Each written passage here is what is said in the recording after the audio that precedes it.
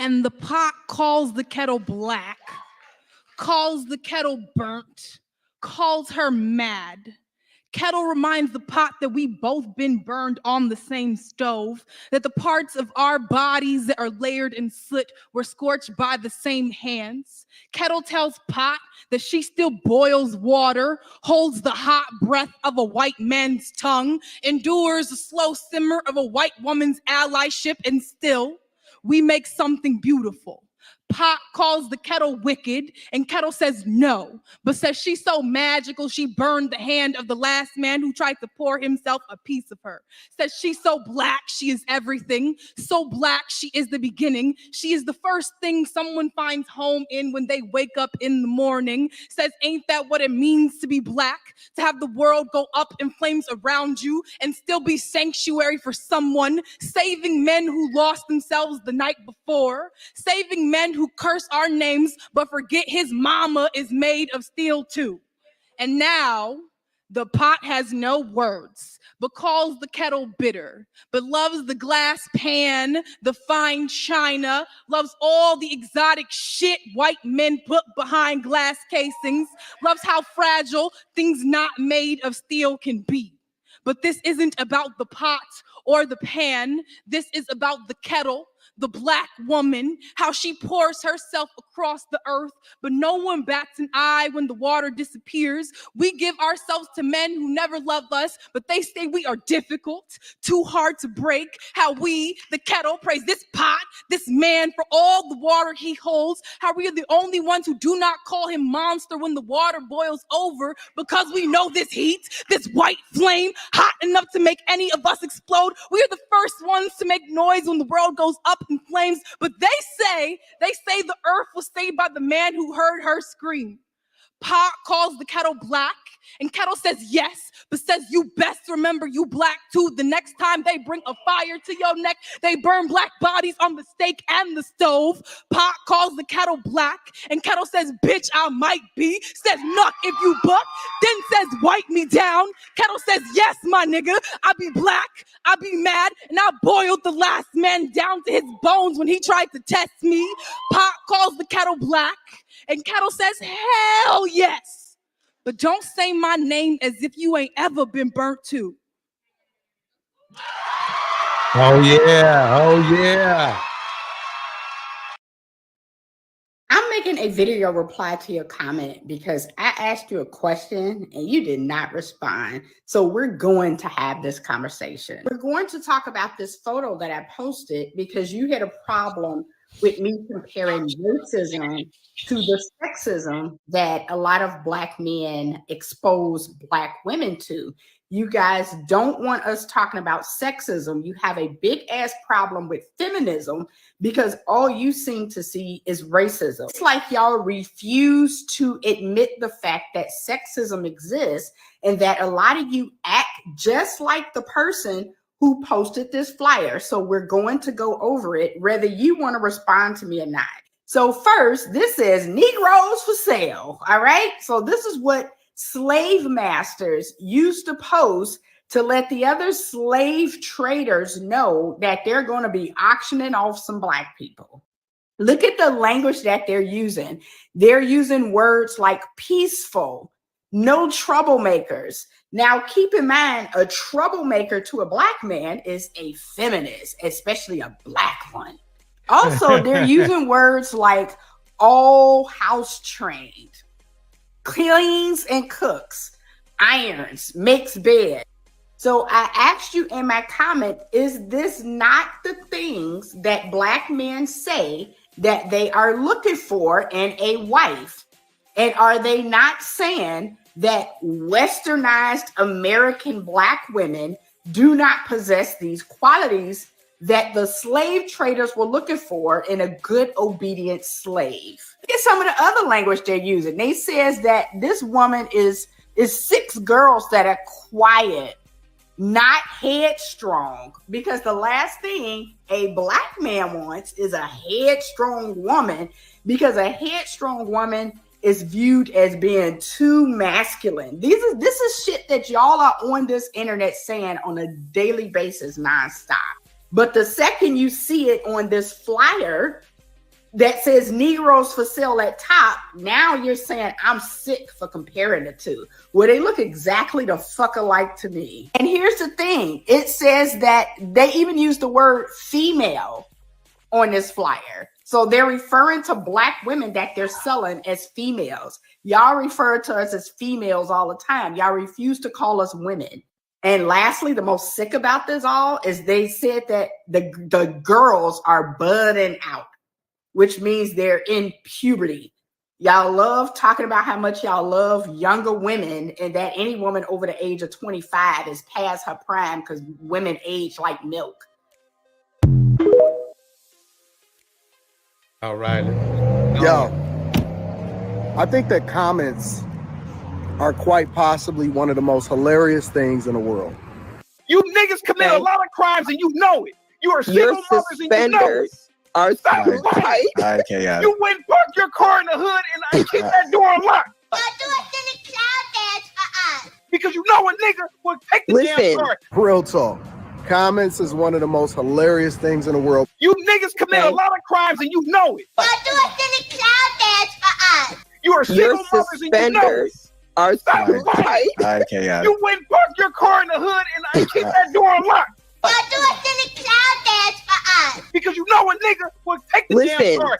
I'm not gonna put you in a locker. Because it really showcases a woman's true nature. I think that the internet is beautiful. And the reason that the internet is beautiful is because it actually showcases and exposes the nature of who people really are. He's making something. He's playing that Sambo role, threatening everybody want to see Sambo dance.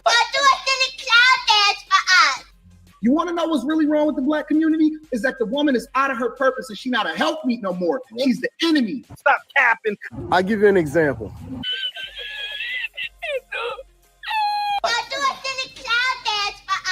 Whenever you hold women accountable or whenever you say something that may go against the public perception or the traditional norms and you actually tell the truth and you call people out for what they are. Stop capping.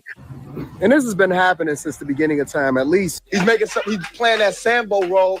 She's more of an enemy than a white man ever had. Stop capping. He's making something. He's playing that Sambo role, threatening everybody want to see Sambo dance. We had to build the plane while we were trying to fly it at the same time. Stop capping. But a lot of people look at the successes or they look at what they think. He's making something. He's playing that Sambo role. She's more of an enemy than a white man ever has. Stop capping. She's more of an enemy than anybody in history has ever been to the Black community. Stop capping. Because she's the very person that comes in with deceit. Stop capping. Looks to use you and then disperse of you when she's done with you. We need to start advocating for men who want to be with men. Really, nigga? And then she'll move on when it's all said and done, and then say, well, what about the kids? Fuck them kids and fuck that woman too. We need to start advocating for men who want to be with men. What? Bro, what are you talking about, man? Yeah, I will say, across the board, Black women are the lowest. What? What's going on? What? Stop capping. We need to start advocating for men who want to be with men. Playing that Sambo role. She's more of an enemy than a white man ever has. Stop capping. Throw that hoe out with the bathwater. Throw the baby out with the bathwater. Start the fuck over. Get a whole new group of women, and then fix the community that way. What? What's going on? We need to start advocating for men who want to be with men. Y'all are going to jail. I understand the impulse, brothers. I do. But our women are not showing us. Mainly, how about you pay for our trip and we smash? Excuse me? I don't care what they say. What are the women showing? So I get smashed and you make money and you get a trip? Come on now. You guys have no respect for me, no respect for yourself, actually. He's playing that Sambo role, threatening everybody want to see Sambo dance. All right, chain breakers. All right, let me pause right there for a minute. How's everybody doing tonight? Put a 1 in the chat if you're doing good. Put a 2 in the chat if you wish you could. We all the way live. We all the way live. Dun, dun. That was the jam back in the day. What do you know about? What do you know about Lakeside? What you know about Lakeside? We all the way live. We all the way live. What up, ladies? That's all I know. We might do some barbecuing on this stream, Torch. Yeah. I got the Barbie ready to go. Actually, let's see what this woman has. All right, chain breakers. All right, let's talk about something that a narcissist hates. All right, a narcissist hates indifference. A narcissist hates when they cannot extract narcissistic supply from you. Okay, and this is why they push your buttons and they say things below the belt. All right, and they know your triggers and they know your wounds and they know how to get up under your skin. So when you take that power, when you take your power back, when you take your authority back and you give them nothing, you pay them dust. Pay the narcissist dust when you see them. That's one of my videos. Pay the narcissist dust. You know, when the good things happen to them, I'm indifferent. When bad things happen to them, I'm indifferent. I'm cool on you. That's all it means. I don't wish you bad. I don't wish you good. All right. Sometimes God will tell me to pray from him. Sometimes he won't. All right. Let's continue to break. True, but see, I think it's funny, especially single mothers. Y'all vastly over. Here we go. Okay. Remember now. It's weird to me because Kevin Samuels has quite the resume. He has quite the resume. Let me see if this is better. Okay, this kind of works. Yeah. Kevin Samuels has quite the resume. You know, it's amazing that when men look for leaders, they really seem to be looking for flawed leaders. And there's nothing about Kevin Samuels' past that tells you he's a good leader. Well, I will even go even deeper, Torch. I don't know about anybody out there who read the Bible. There was a story where the children of Israel wanted a king like their enemies, right? Mm-hmm. And God gave them Saul. And he said, I'm going to give you an enemy that is like you. So they're looking for someone who's like them, but got a big mouthpiece. Right. Exactly. Let me play a little bit more of this. Underestimate. Your sexual marketplace value is lower than it was when you started. All single mothers. So let's take this out of personal. Let's say, by the way, he made his wife a single mother when he left out. So let's just keep that in mind. So that's the funny thing about a lot of the manosphereans is that they have no problem making single mothers, and they don't have a problem mocking single mothers after they make them, which tells you how much empathy they have in their hearts, which tells you that more than likely, maybe, just maybe, if you want a fulfilling life for somebody, they may not be on the top of their list. Of your list, I should say. Here we go. You went to a store and something cost $300. And you know you only got $200 in your pocket. Would you walk in the store and try to buy that? No. All right, but that's what y'all try to do in the marketplace. You're trying to get men who are like. First of all, he's already, by his conversation, he's already demeaning women and making them a piece of meat to be purchased. That's why I brought up that video by A Piece of My Mind as, Negroes for sale. Black men seem to be inheriting, at least manosphere black men, I should say, seem to be inheriting this slave owner mentality when it comes to black women. Is sexual marketplace like a code word or something? For something Basically, which is another thing. The fact that he used sexual marketplace tells you exactly how his people think. Because why would you bring up sexual marketplace at all? People should be looking for a good partner, a good soul, and sex should just be icing on the cake. But he's telling us he's exposing to us that the priority of the black man is sex.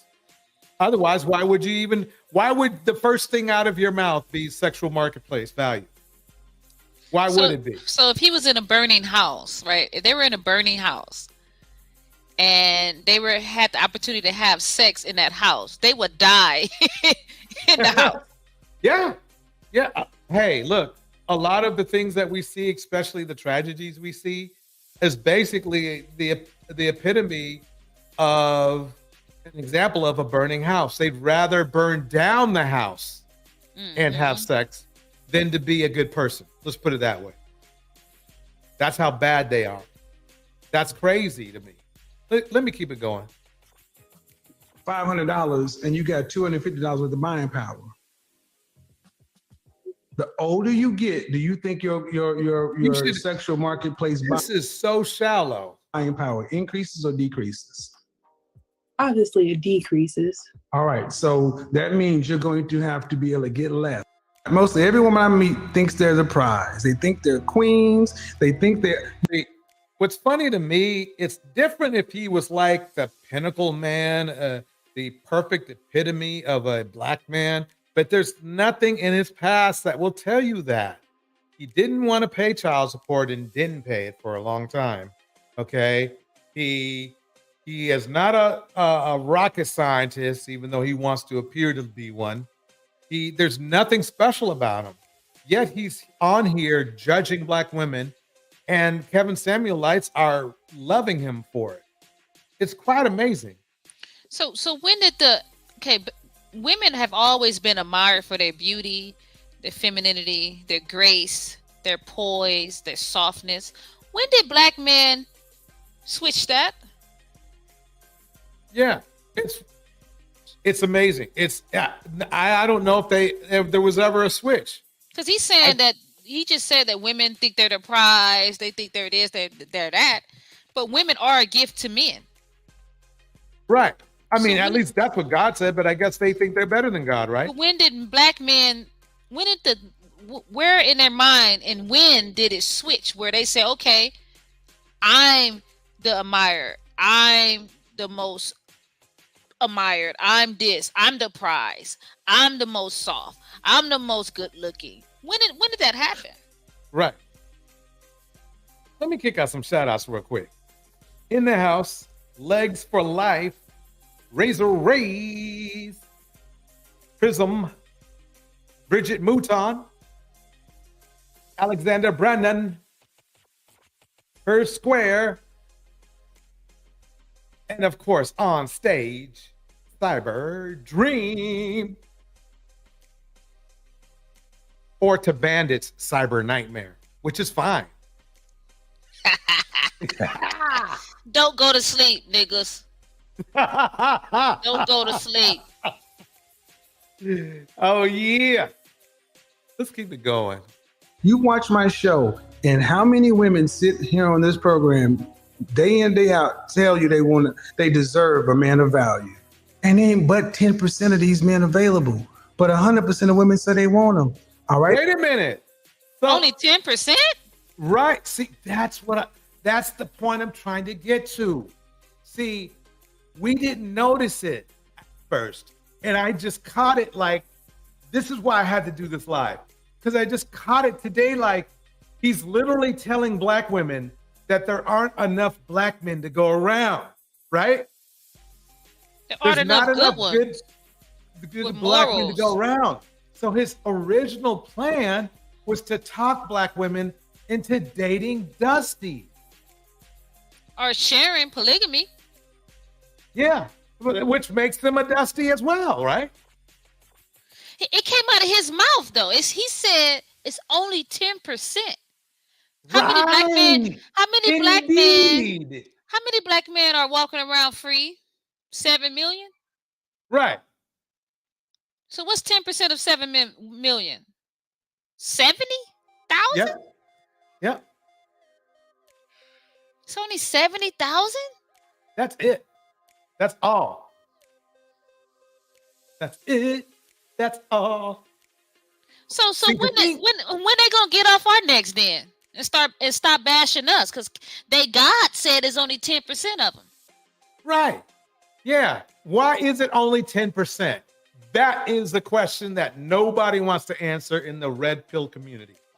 Oh, that's a new live stream right there. 10%. Oh shoot. Heck yeah. Let's listen to them again. I want to hear here on this program, day in, day out, tell you they deserve a man of value. And ain't but 10% of these men available. But 100% of women say they want them. Of course, a man of value. Right. 10%. And see, the thing is this. He's talking about men of financial value. Yeah, monetary. Right, monetary value, because he has no moral value. He never spoke of moral value, and when he did, he mocked it. Well, you know these guys ain't got no moral money. value, he mocked it. So we got a minus 5%. Basically. All right, and I'm talking about a man in that category, a top 20%, 15%, 10% man. Why do you? Let's flip it. Let's put you as a top 10% woman, right? Even better, let's put you as a top 1% woman. Why should you why should you get less? Why should Rihanna be dating a taxi cab driver?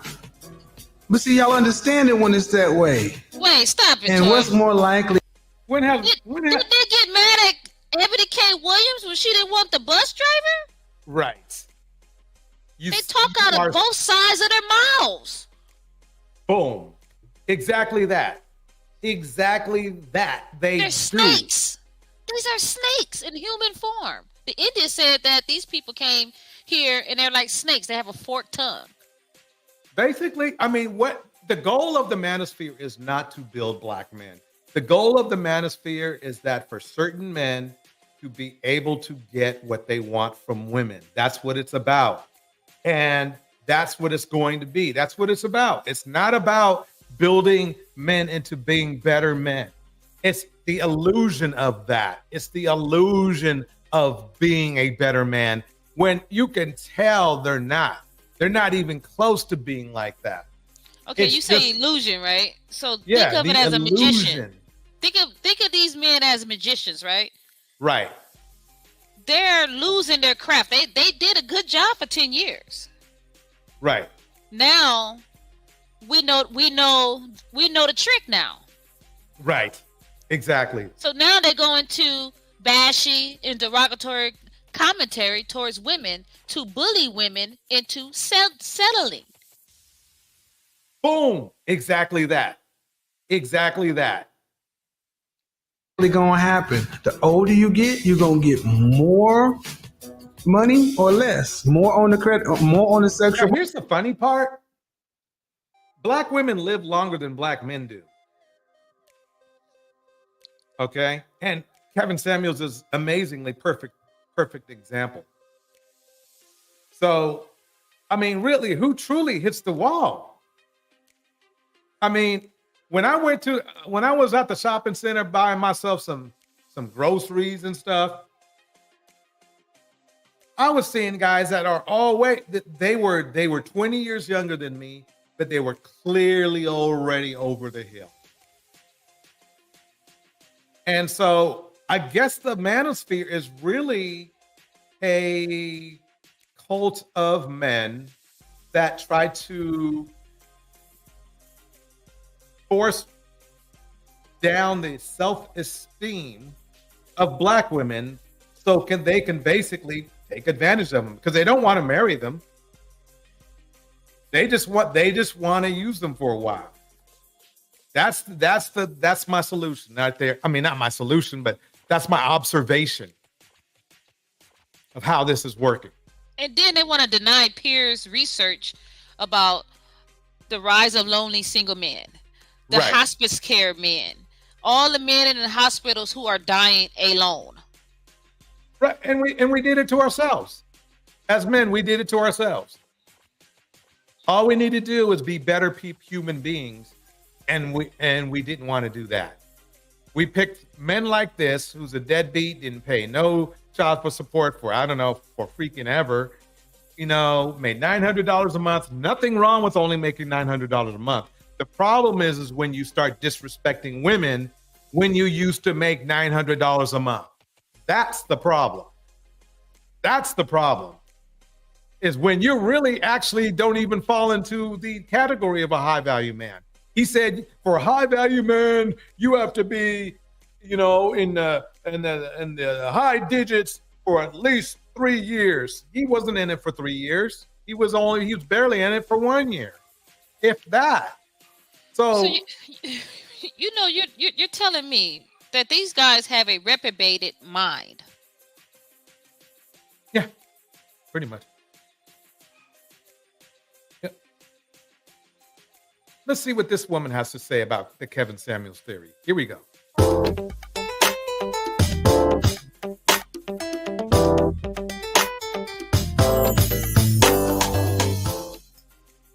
Hi, I'm Dr. Jamaica. Today I'm talking about everyone's favorite image consultant. I have a PhD. This is scary. Kevin Samuels. So everyone hates him, but why? Today I want to talk about his whole concept of the sexual marketplace value. So if you've ever watched any of his YouTube shows, you'll see that one of the concepts that he has is about, for women, what is your sexual marketplace value? In other words, what is your value on the dating marketplace? And it includes things like your height, your weight, your dress size, your physical appearance. And he usually asks women to rate themselves on a scale from 1 to 10, and you cannot choose 7 because that's the go-to number. So usually whenever he chooses what the woman's actual number is, sometimes he agrees with the woman's choice, sometimes he doesn't, but usually it's solely about the physical appearance. So now what the critics of Kevin Samuels say is that this is a very Western view of dating, of appearance for women. And it's really objectifying women if you get to the bottom of it. But one of the things that he says is that your sexual marketplace value is a major component in if you will be selected on the dating market. And I think when he says this, he's specifically referring to African-American women, probably over the age of 25 or over the age of 30. And women have a problem with that because they feel like it is a very Western and a rigid and a narrow view of what women should be and who they should be. Yeah, it's a shallow view, in my opinion. And yeah, we got a problem with these booger wolves trying to rate us. How you gonna rate a woman? Right. Looking like Shrek. Straight up. Looking like Squidward. Because it really looks too much about appearance. But I want to add one thing. If you're a single woman and you're out on the dating market, one of the things you'll learn fast is that your appearance really is a factor in the dating market. It really does determine if you're rated higher or lower on the dating market. And if you're African American, it could mean even more than maybe what it does in other groups. So appearance is an issue wherever you are. It's especially an issue on the dating market. Now, should we expand our view on what that means? Because at the end of the day, when you're meeting someone and you're dating, it's not just about appearance. It's really about compatibility and chemistry. And if your values and beliefs mix with theirs, right? Right. So I think it minimizes and belittles the whole process of dating and courting all the way down to appearance, and it shouldn't be. But my question for you is, why is this such an issue for women? Why do we have such an issue with appearance being a huge factor in your dating selection? Because this is my opinion.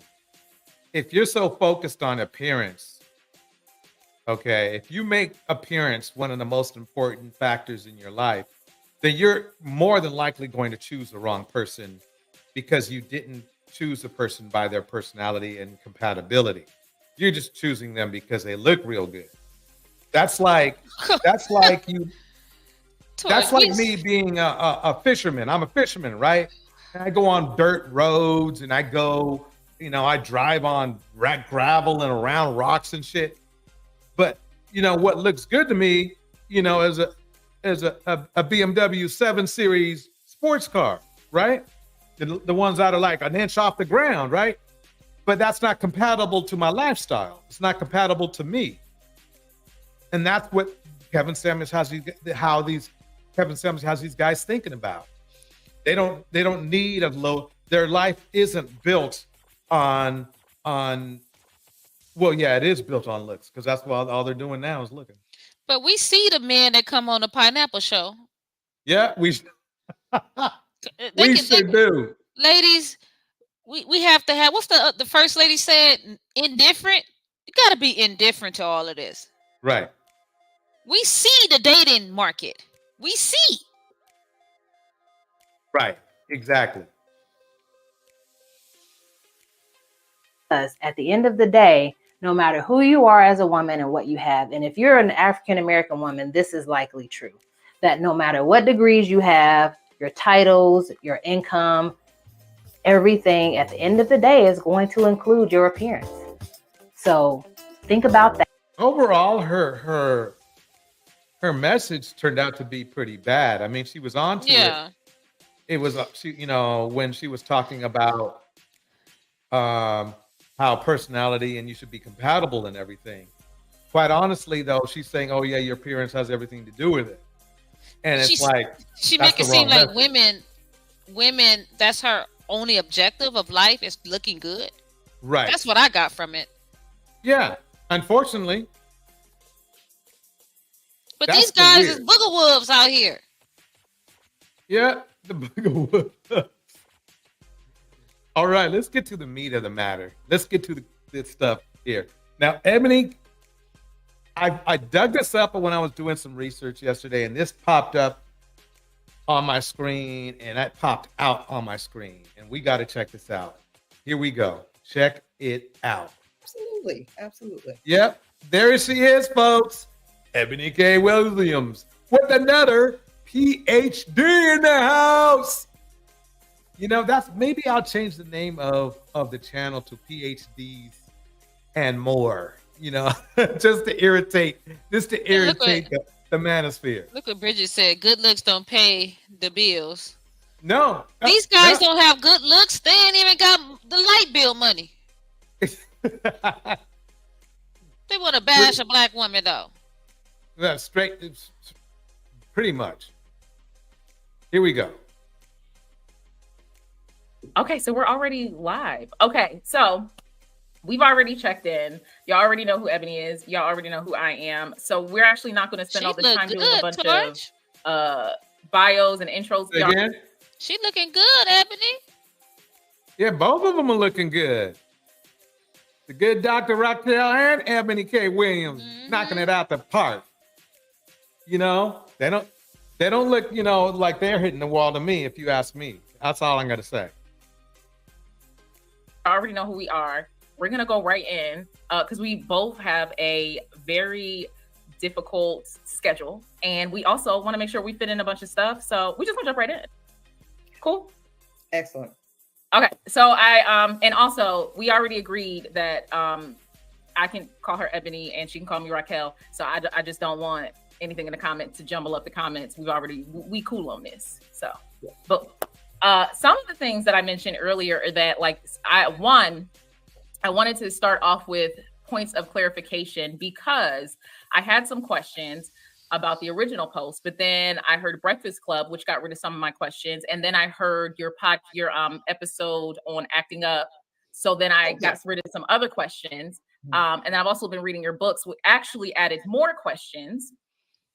So I wanted to start off with points for clarification, so then I could come up with more questions that I may have. Great. Okay. All right. And I wrote my stuff down as well as like a good academic should. Yeah, I was gonna say, yeah, I did. I got the pen, all that. Okay. So you stated since posting the original video. Also, y'all know what video I'm talking about. So like, if y'all haven't watched it, that's your job to do your due diligence before this. Excuse my rudeness. Number one, this live video is from Dr. Raquel Martin. Like and subscribe. That ain't no job. Let me get some shout outs out of the way. We have Cyber in the house, Deontay's in the house, Bridget's in the house, Legs for Life is in the house, Alexander is in the house, Pax is in the house. We have Prism in the house. We have Benji in the house. We have Razor Rays in the house. I don't know why I like saying that, but anyway, almost as much as Trixie. What was it? Trixie anyway. And then her squares in the house. We got everybody up in here. If I missed you, just type a 1 on the bottom, and I'll try to get you in on my next shout outs. Let's see what Dr. Raquel got to say and Ebony got to say. This is on the market value of Black women. That's what they are calling it. Here we go. Allegory.com, just so everybody knows. Yeah. The interweb. You stated since posting that video that you actually have a more nuanced view of this issue regarding Black women. You specifically mentioned like the messaging being different for Black women of different income levels. Can you speak more to that clarification in terms of going to school and pursuing not only your regular degree, but your MRS degree as well?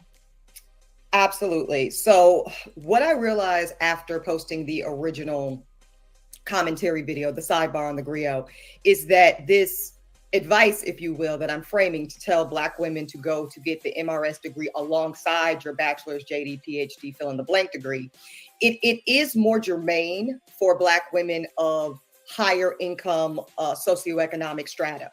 Why?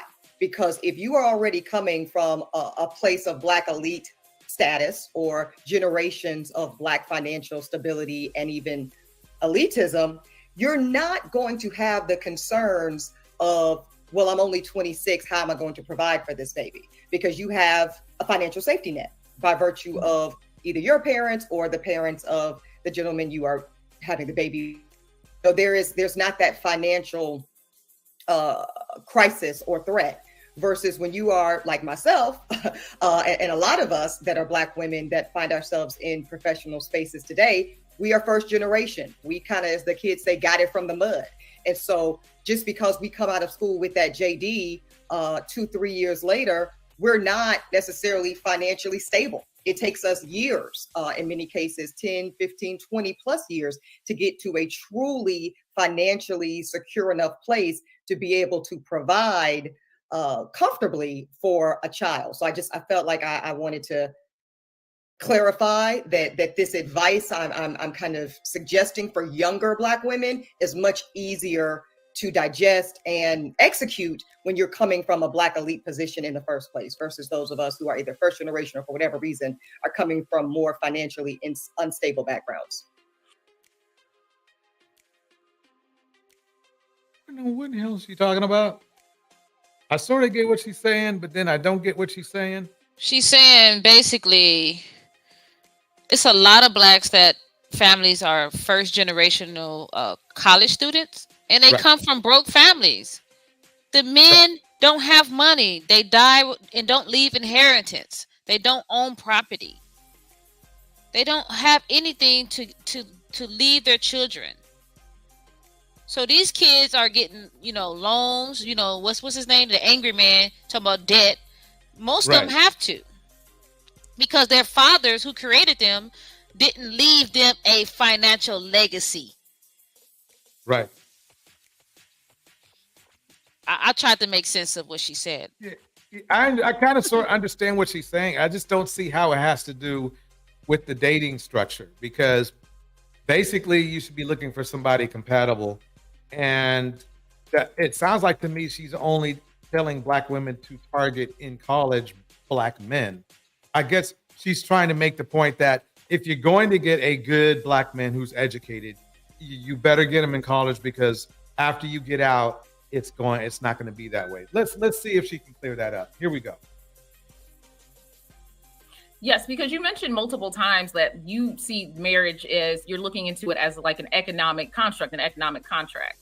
Because you've been very vulnerable. And I think I wanted you to share a little bit more, because I think people see where you are now in terms of, and automatically go to elitism and things of that nature. And I'm not going to say that's not present, but in reading your book, can you talk a little bit more about the Ponderosa, as it were, and like where? Yeah.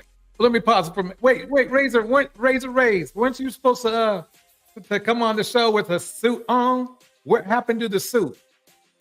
Yeah, where that suit at, man? Yeah, where the suit at? Where the suit at? In the house.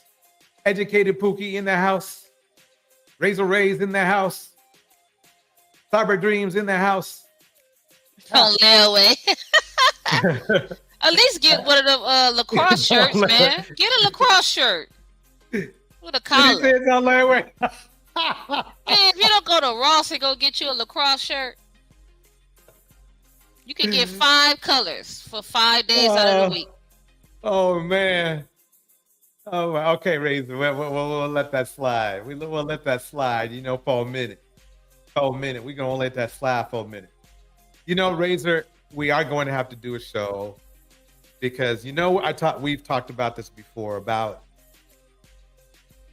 me having a concern with the amount of effort your guys be putting. I'm not going to say who. We're just going to your guys be putting into effort. The amount of effort they put in to fly away and have fun in places that in some ways mimic Beirut, if you know what I mean. We ain't going to say where or who, because I don't want to blow that out. But let me know when you want to have a conversation about that. I think we should try to clear that. We want some understanding. If you know what I mean. So anyway, let's jump back into this video. Here we go. Where you actually grasp this aspect of mindset and things of that nature, because I think a lot of individuals have just been introduced to you. I have not, which is why I was so concerned. That's why I said blink twice if you are okay, because we will protect you at all costs. But I think individuals don't understand, one, your background, where you came from, being reared by 4 prominent figures, if you include your aunts, who also, you stated, resided with you at different times. When it came to women, where you came from, being bused into a different school system, having your mom having to come in and advocate for the fact that you needed to be taking the gifted class test, not next year, but this year. I don't think people grasp that, because I read the book. So I just want you, can you provide that context as well before we even get into the questions? Because I think a lot of the comments that I saw were like, why would she even know what we're going through or any aspect of where we come from? And she's speaking to a dynamic that she has no idea what it is. Yeah, I'm going to answer the question, Raquel, but I want to start by a statement, which is simply this. I understand that there are millions of content creators and nobody can know everything about all the content that we all consume. Yeah. And also, I will not be regulated as a professional in this space due to people's unwillingness or inability to consume all of the content that I've put out into the universe. As you said, I've written not 1, but 2 books that go into details about who I am, my cultural upbringing, and all of that. I've got over 100 episodes of Holding Court, which is my podcast that intersects law and culture, Blackness.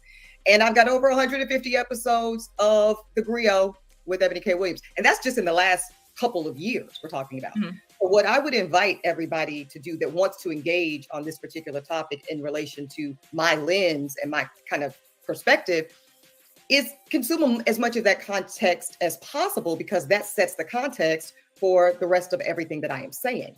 I think what's really challenging is the cherry picking of this statement or that viral moment. Right. That I do understand. I do understand that.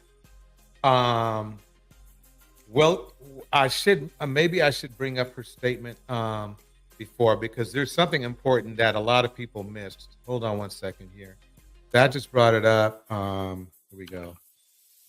Okay.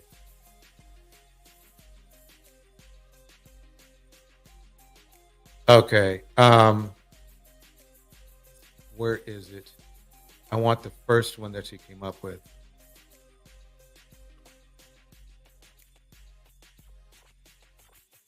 College on.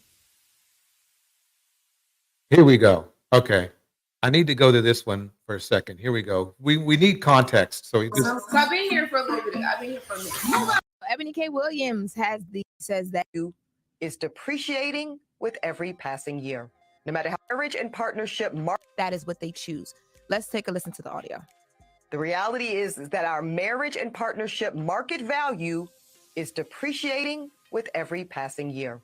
No matter how good we look, no matter how fit we are, men are still seeing primarily our presumed dwindling fertility as a knock against us. Now, I need to stop it right there for a minute, because she made some mistakes. First of all, she didn't specify. I guess they assume that since the griot is really targeted towards, African Americans, that you would assume they're talking about African American men. But I'll tell you why that's still incorrect, is because the only problem that Black women have ever had in this modern time is the stubborn ability to be race loyal without the Black men stepping up and supporting that effort. And what I mean by supporting that effort is giving Black women a reason why to be race loyal other than just being the same race. And that's the reason why I wanted to bring this forward, because this is something that's not saying, ha ha, Black men, you ain't crap, blah, blah, ha ha ha. I have never said that. What I've said is we need to step the hell up, because Black women, they are stepping the hell up. That's why they are surpassing us or have surpassed us. So if that's the case, that means instead of giving up, which it seems like we're doing, we should be trying to do better, because we're supposed to be not competing against Black women, but competing against other men. Yeah, and she said something about fertility, but they want to bring up the abortion rate for Black women. Well, we're getting pregnant by who?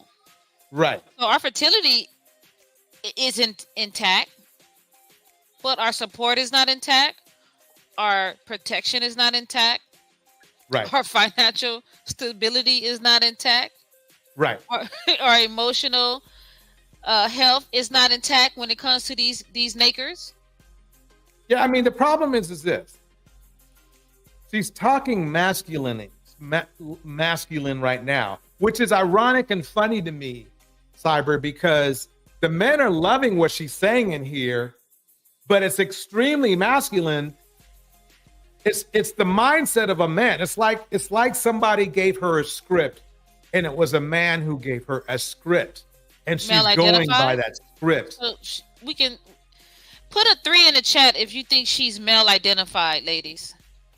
Okay, let me play this again, because this is the thing that I caught. Marriage and partnership market value is depreciating with every passing. Number one, women don't think of themselves in the market at all. So there we go. That's the very beginning right there. We sure don't. We just No move matter on how with our good business. we look, no matter how fit we are, men are still seeing primarily our presumed dwindling fertility as a Women just don't. Tell me a woman who thinks like that. I just don't know of a woman who thinks like that. It's extremely masculine. So really, let me ask you this, moderately, Torch. you know. She's Welcome, saying all Camo. this. Hey, kitten.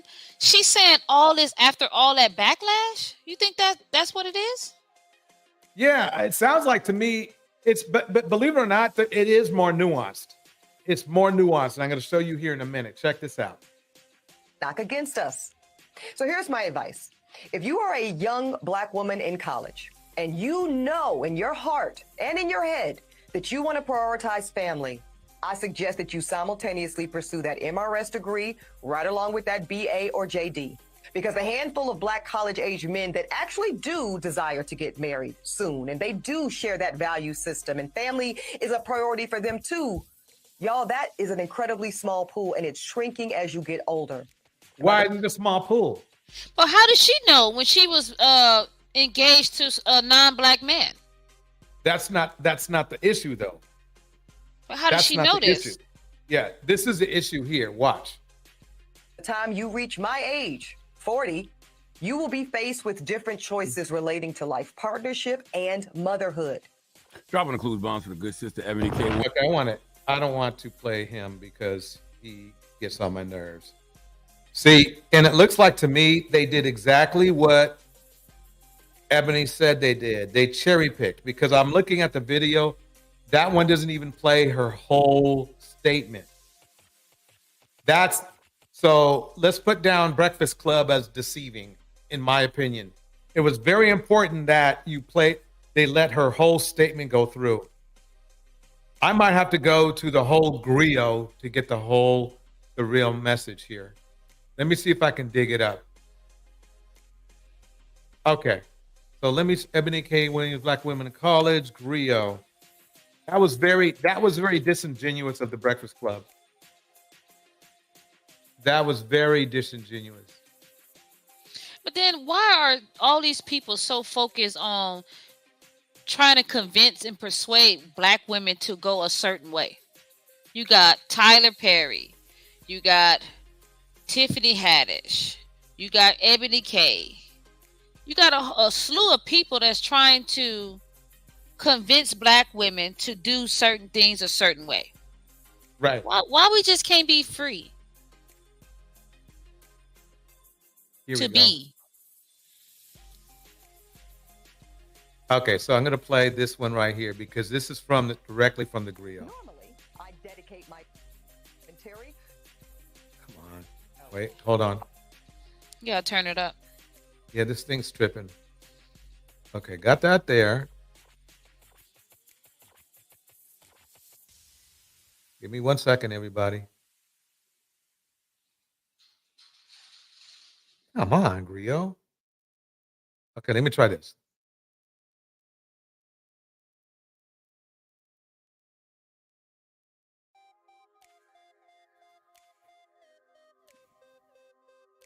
Okay, that's on.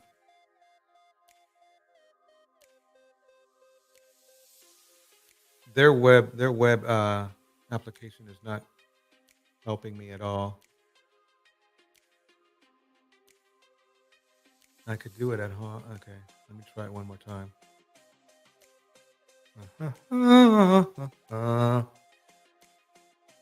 You know what I'm gonna do? I'm gonna just play it off over here. Let me whip it up like this. Okay, let me try now. Considerations. Nope.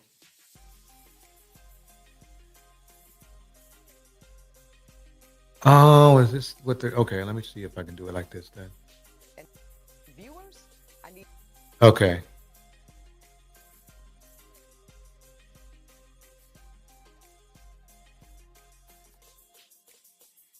you to know I hear you and I see you.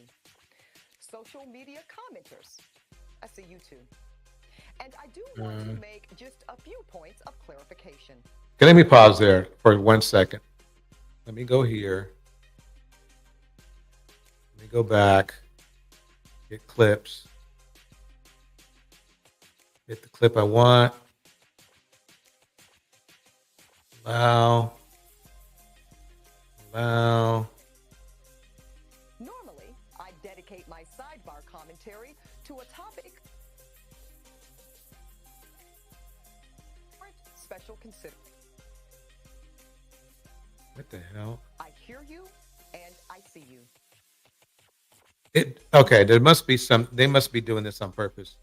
Let me go back to her other one. Let me go out of that one.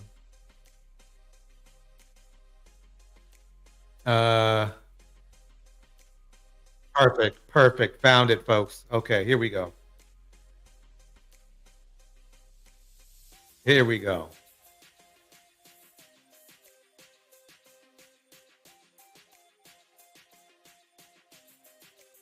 Needs to be said out loud is that as Black men age, their desirability increases. Thus, their optionality of women is always expanding. And the exact opposite is true for Black women. Now, this is already getting very interesting, because what the Black manosphere is telling us is that their options are decreasing. Listen to her again. Listen to it again. This is very important. Very, very, very important. Remember now, the Black manosphere exists because these men apparently say they cannot find either one good woman or enough good women, because you know some of them, they want more than one for their lives. Let's listen again. The reality that needs to be said out loud is that as Black men age, their desirability increases. Thus, their optionality of women is always expanding. And now that's a very masculine phrase. Because really it's a caveat. It's if the man there might be an argument to be made, but only if that man really keeps it. I mean, what's the point of saying that if you're going to just let yourself go? If you let yourself go, your value goes down, male or female. That's just. But if that was truly true, why are there so many single men? Boom. Exactly. Why can't they keep relationships? Why are the women divorcing them? Right. Exactly. Where are the stats and where's the data to support this comment? Exactly. Because I mean, by the fact that there's a Black manosphere, it tells you that men don't feel like they're valuable enough, because if they did, they would not have to be in the manosphere, because they'd be, valuable enough. And if you have good self-esteem, usually that's going to work out and you're going to get the attraction you're looking for. So that's already one conflicting phrase right there. Let's keep it going. the exact opposite is true for Black women.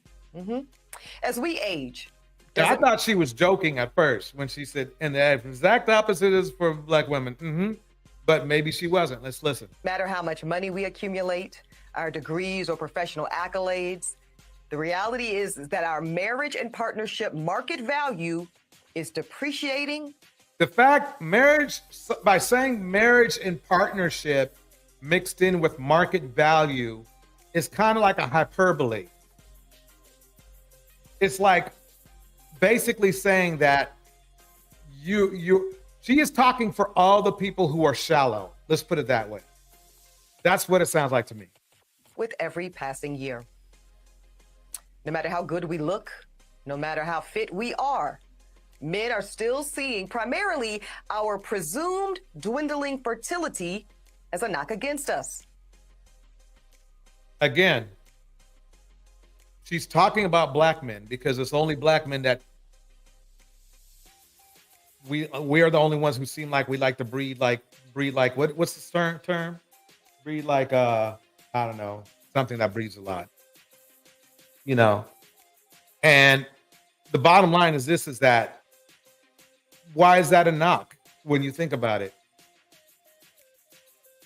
And speaking of fertility, that is another reason that I want younger Black women to seek marriage and partnership in college or right after, if that's what they choose. because the number of college-educated Black men is so low when compared to Black college-educated women that we're all going to be targeting the same small pool of men. And as we heard today, on most campuses, there's See, like but she 7 said Black towards women. Wait. Let her finish. Let her finish. Every one Black man student. Y'all do the math. Okay, let So me go here's my back because advice. that's a very important part. Here we go. And as we heard today, on most campuses, there's like 7 Black women students for every 1 Black man student. That sounds like that Black women are doing 7 times as good in college than Black men are to me. What do you think? I was gonna say, she said, I want Black women to Right. get married, but then in the same sentence said, but if you choose to. Right. I don't understand what's the push for her to be speaking like this to young Black girls. What is the Right. motivation? Exactly. Somebody in the chat says she's talking about herself. Who know? I cannot. But yeah, breed like rabbits. Yeah. Black. It's like this. There's one thing that Black men excel. One stat that Black men excel other men in, and that's sexual partners. Now, I don't know if that's supposed to be a floss, but that's what the numbers are there. We excel. We do that more. We do it more than anybody else. Wait, Torch. So that's why I'm saying that. That's why Ebony is saying what she's saying. She's saying it from a horny man's point of view. But non-Black people understand. They say that Black women are the backbone of the community, right? Right. Well, yeah. So Black men need Black women. Yeah, they do, but the problem is yes and no. Because really, they could just for a lot of Black men, really their best friend is probably some Vaseline. I don't know what happened to us, but basically, bottom line is this: is that they use Black women for that. But I'm not thinking about sex. I'm talking about survival. No, meaning to them, something with a safety net. I understand what you're saying, Cyber. Sex is survival to them. Okay. Oh yeah, I learned that from several panels I've been to. That to them, I'm not saying you're wrong at all. What I'm saying is that to them, sex is as much or more important to them than anything else. I remember one time I had a person on the panel here. I forgot his name. But I asked him, I said, what would you rather have? A woman that is submissive in everything that Kevin Samuels had, or a sex partner? He said a sex partner. And what that told me was this, is that how they see submissive women, with the first thing on the list is easy. That's what they mean.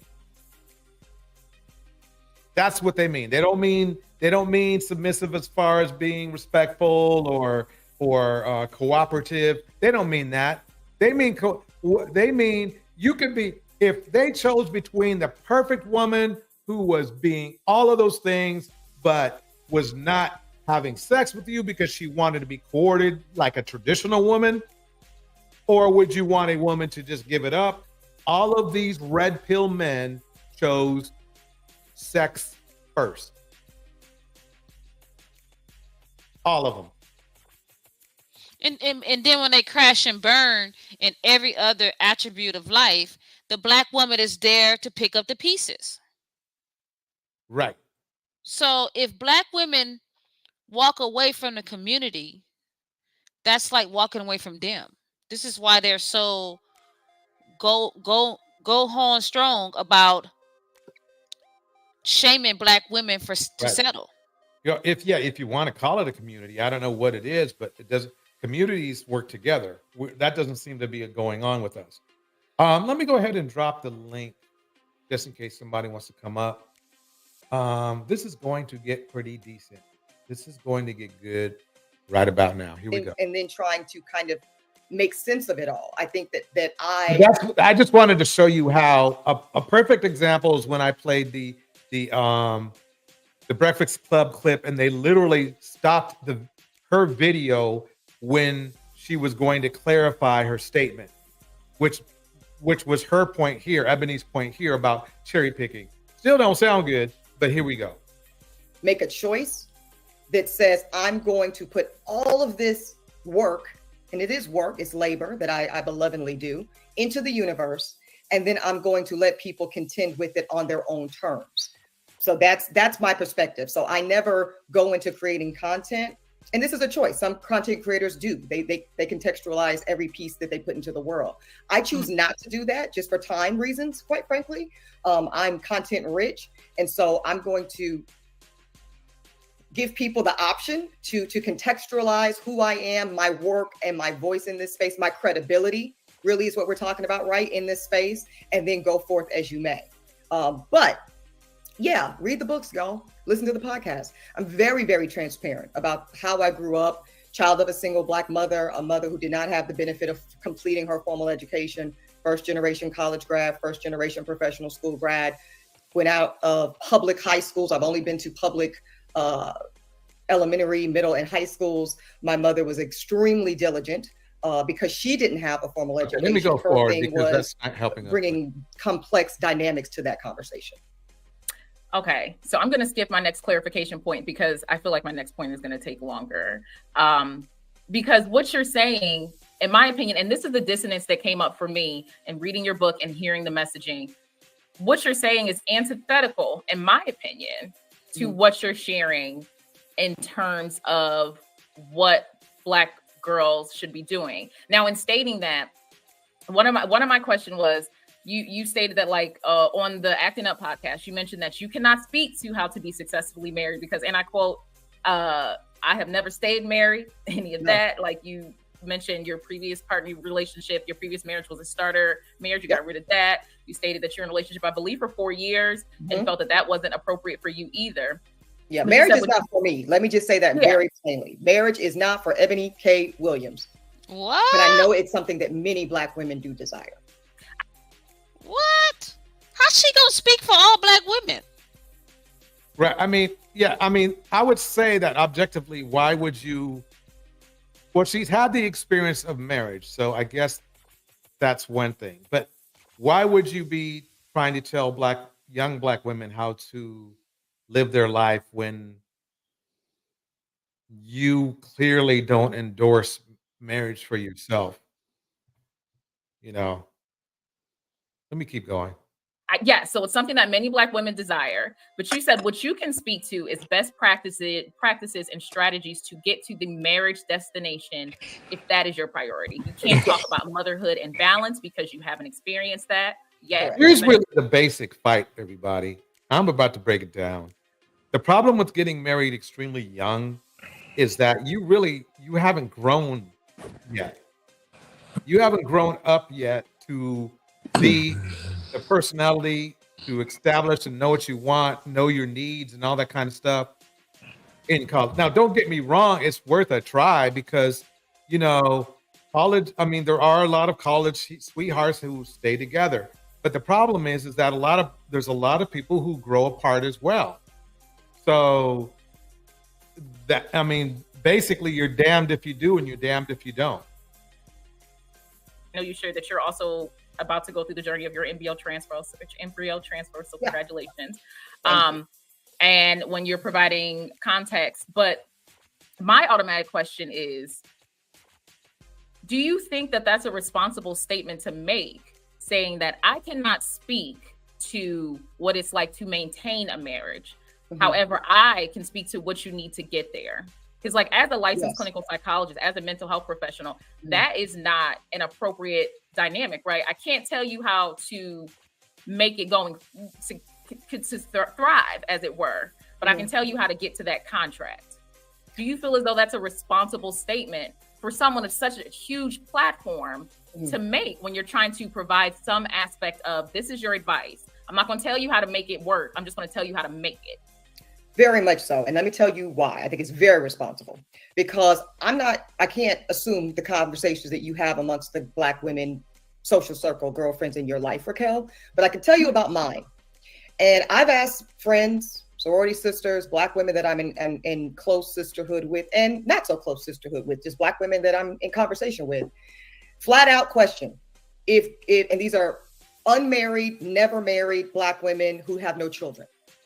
And I say, if there was a scenario and God descended from heaven and he said, I'm gonna walk you down an aisle, you're gonna get married, you're gonna have your day, your big white dress, your ring, you're gonna be somebody's wife, you're gonna have some children, and then I'm gonna tell you ahead of time, yeah, you're gonna be divorced. Yeah, you're gonna get divorced. Mm-hmm. And you're gonna have split custody, and you're gonna have child support, and this, that, and girl, you might even be paying the child support because of your income. Mm-hmm. Would you still elect the option? And the answer I repeatedly hear, Raquel, is yes. Yes. These are women who feel like they would like the opportunity to try it, to get in a position of marriage. And, you know, you heard Courtney and I going back and forth about this on the Acting Up podcast. She made, I don't know if they made the edit, but she asked the question, well, who in the hell would want to be married if not for being mothers? Because there are also Black women who just want to be wives. They're not as excited or interested in the motherhood part of the journey. They want to be married. They want to be wives. And I think that it's time for us to acknowledge the reality that in this nation, and almost globally, right, there is still social currency that comes with being someone's wife. It is. And while it might not be. All right. Cyber, we'll start with you. Thoughts? What do you think?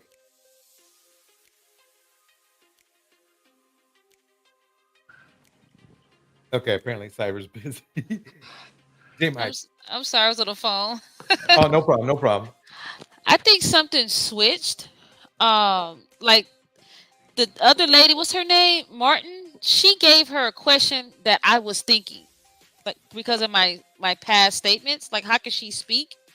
What is her motivation? Right. She basically said, it's not responsible for her to be advocating for marriage, and she never thrived in marriage, right? And doesn't support and doesn't support marriage. Marriage is not for her. Yeah. And she can afford to have a baby without a man. She's getting in vitro inserted. Right. So I don't understand the switch. At first, she was an advocate for a Black woman.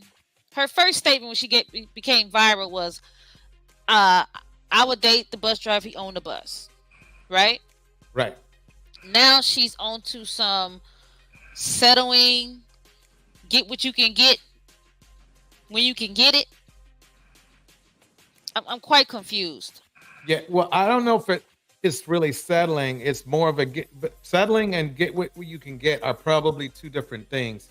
The thing is that what she hasn't brought into the algorithm is the fact that you don't have to just, there's only going to be a shortage if you only focus on Black men. Mm-hmm. That's the only way there's a shortage. That's one thing they don't like to talk about. Wait, hold on, my J-Mike. I'm not saying that you won't end up with a Black man, but I'm just saying that if you are focused only on Black men for your whole life, yes, there will be a shortage because of Black men that want to get married. Just because of our psychological status right now, our state, that's where we're at. J. Mike, what were you going to say? I would say that's sad because since most Black women only prefer only Black men, of course they're gonna run into that problem. Because even when Black men date out with their preferences, most of those relationships don't last that long either. Cause it's a bit, like, I think they said 35% of Black men get married, are married, and 50% of Black women are married too. So that should tell y'all who's more likely want to get married. But I'm not married, so I don't have that much to say about this. Okay, Deontay. Hey, DJ. How you doing? I'm fine. I think that Ebony is in a situation where, because she was married when she was young. I believe she got married right out of college. And she said that her husband was a good man, good job, everything. Nothing was wrong. She just, didn't want to be in it anymore and got divorced. She dated a few people. She ended up getting engaged again back before the pandemic. That's when she was engaged to the white guy. And then they broke up during their engagement because he decided to quarantine with his children instead of her. And now here she is. So when she says that marriage is not for her, obviously she was married before and she said nothing was wrong with it. She got out of it. And now she's at the age where, like she said a couple months ago, she doesn't want to marry a bus driver unless he owned the bus. She's a millionaire. She's at the point now where she wants somebody, and we've heard it a million times, at least at her level financially. So I understand that. But she's also looking at the women who are younger than her, who are at college level, just out of college, and they are on the same track that she's on, economically, socially, and they want to get married. The ones that she's talking about wants to get married. And she is right. The best time for anyone, but especially a woman, to find a man that's on that same level as you, education-wise and just socioeconomically, is when you're in college, because they're doing the same thing you're doing. It's just that we have I don't want to, I don't know if it's been a decade or so, maybe longer, it's like women are being told to go out, kick it in their 20s, forget about all that marriage and stuff. And then when they get into the 30s and 40s, these guys do become, their sexual market value do go up. The guys that went to school, graduated, got their degrees, got their money and everything together, because they can still go down and get younger women.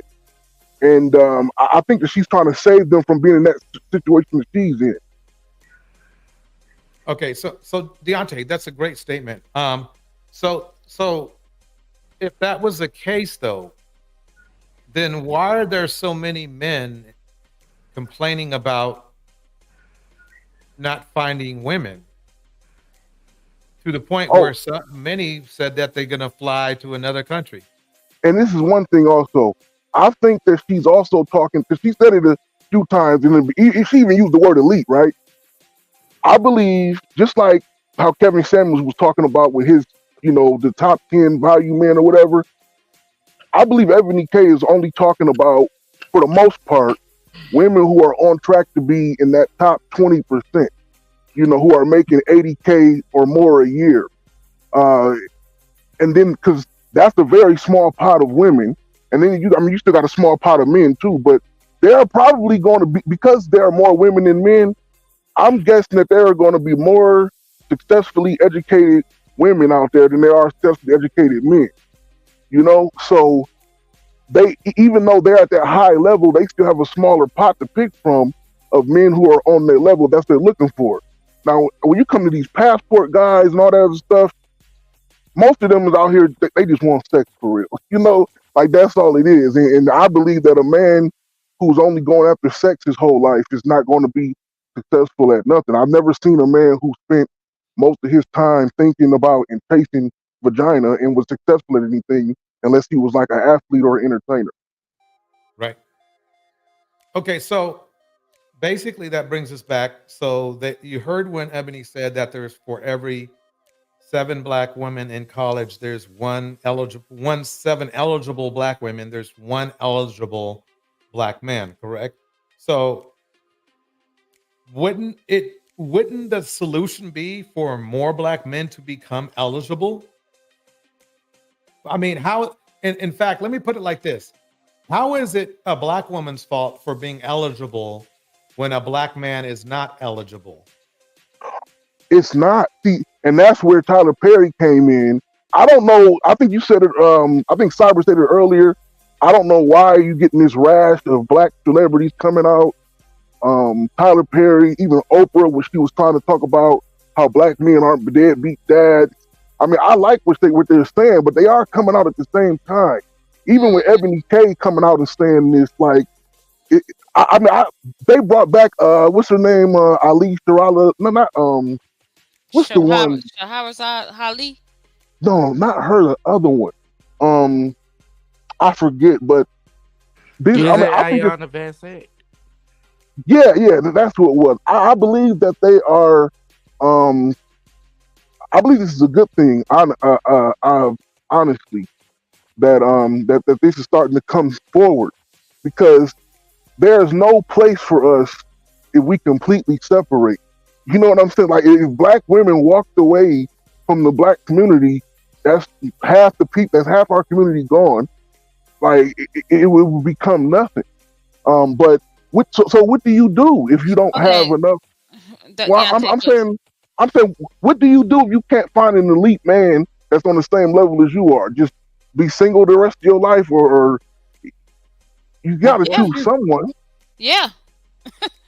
Black women have been holding the community up by themselves. You know that, right? Yeah, I believe that the last 50 years, the head of the black community has been women, and I mean, it gets deeper than that, but yeah, basically women. So I want to say this then. So what is the probability, right, of a black man, if he's successful in college, the probability of him even getting on her level is slim, because we got the Ernestos out there. You got the guys who commit crimes. They college educated. We have the receipts. We have the news, clips. What's the probability, even if he is in college, that his pathology won't come out? Well, we get the same thing from the other side as well. I mean, there are educated, college-educated women, or black women, who have issues outside of their education. I don't think that education means that you're going to be an upstanding citizen. It does mean that you're willing to put forward a higher degree of effort to get something that you want. But not to cut you off, black women need education because we don't have no providers in our community. I don't think education.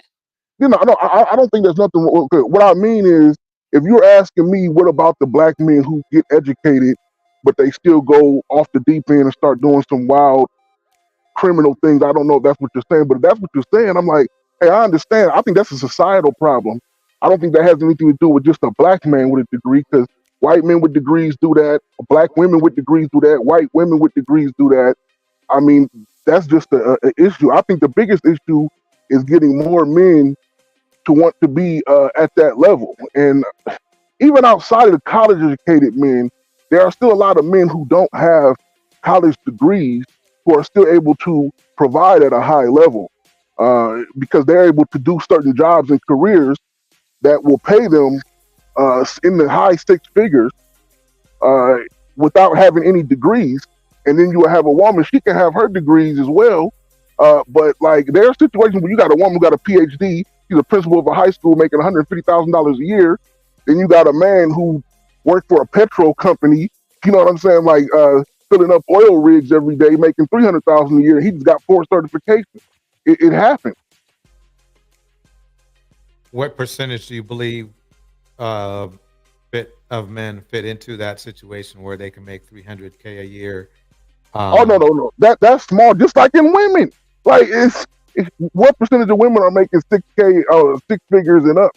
Is less than 10% of them, just like men. Right. But Deontay, let's go back to the men, because men are the providers, right? Yeah, but that's why I say that men making 300. Anybody's making 6K and up, especially 250,000 and up, is going to be in that top 5% anyway. That's going to be rare, no matter who it's coming from. I'm just saying that there are a lot of men out here who make money outside of having an education, where they can still provide at a high level. So you're saying there's a lot of men or some men? Because I'm a little confused, because at least what Kevin Samuels was saying was that the average black man throughout his life makes 43.5K. Yeah, so, no, I don't mean a lot of men like the majority of us. I'm not saying the majority of men, but I'm saying that the offset of men who are not college educated but are still making. I mean, if you see a man and he's making a certain amount of money, 6 figures, high to mid 6 figures, and he doesn't have a degree, it doesn't mean he's a drug dealer. You know what I'm saying? Like, I'm saying that you don't have to have a degree to make that type of money. And we are in a situation in this world where there are a lot of jobs that men can do. Women can do them too. It's just that women weren't physically designed to do the things that men can do at such an endurance level that it takes, the stamina, the strength, and everything. You know what I'm talking about? Like the highways get built, the buildings get built. They pay these men a lot of money to do that, and it equals out to six figures a year. I did work. I did work for a transportation entity, and there was quite a few women out there doing. Ironically, this is going to sound weird, Deontay, but there were a lot of women out in the streets who were like, out there, doing the shoveling and everything. You see what I'm saying? DJ Working tractors and whatnot. To say, but but I'm not saying a lot, but just so you know that women No, can I do know a what lot you of mean, what DJ. men do too. But it's crazy, Torch. On one hand, out of one mouth, they say that they're superior to women, right? But then on the other side, they're slacking and dropping the ball. And then when the ball is dropped, they want to point the fingers. Oh, it's the white man. It's the system. It's the woman. She's not submissive. It's like women, we do not create the climate. We do not create this environment that we are in. We just know how to adjust and adapt to it. Right. Let me ask Deontay a question. Deontay, what do you feel would be a great solution to fix, let's say, one, relationship problems, and then two, community problems? Like, what would be the best way to solve either both, maybe kill two birds with one stone, or maybe at least attack the worst problem we have at the time? Man, Actually, DJ, that's Deontay, I'm sorry to ask, what do you feel is the worst issue in the Black community right now? I think you said it first. It's the relationship between man and woman, and then man, woman, and how they raise children, and then how we deal with each other. I remember, I'm 34 years old. I remember just back in the 90s, my grandmother and all of her sisters and brothers, their kids and kids underneath them would all get together for a big holiday. Now during the holidays, every individual family does their thing. Like, we need to bring our families back together. But I think it starts with the children. I think anybody that's basically 30 years old and up, that's like a Band-Aid that we can put on them. But anybody that's under 30, we can still help them.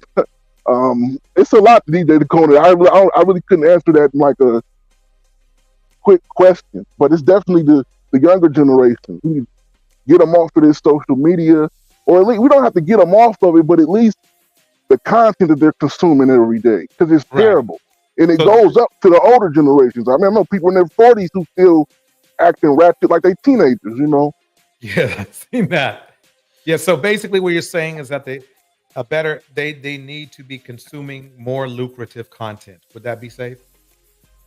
Yeah, and just one more thing too.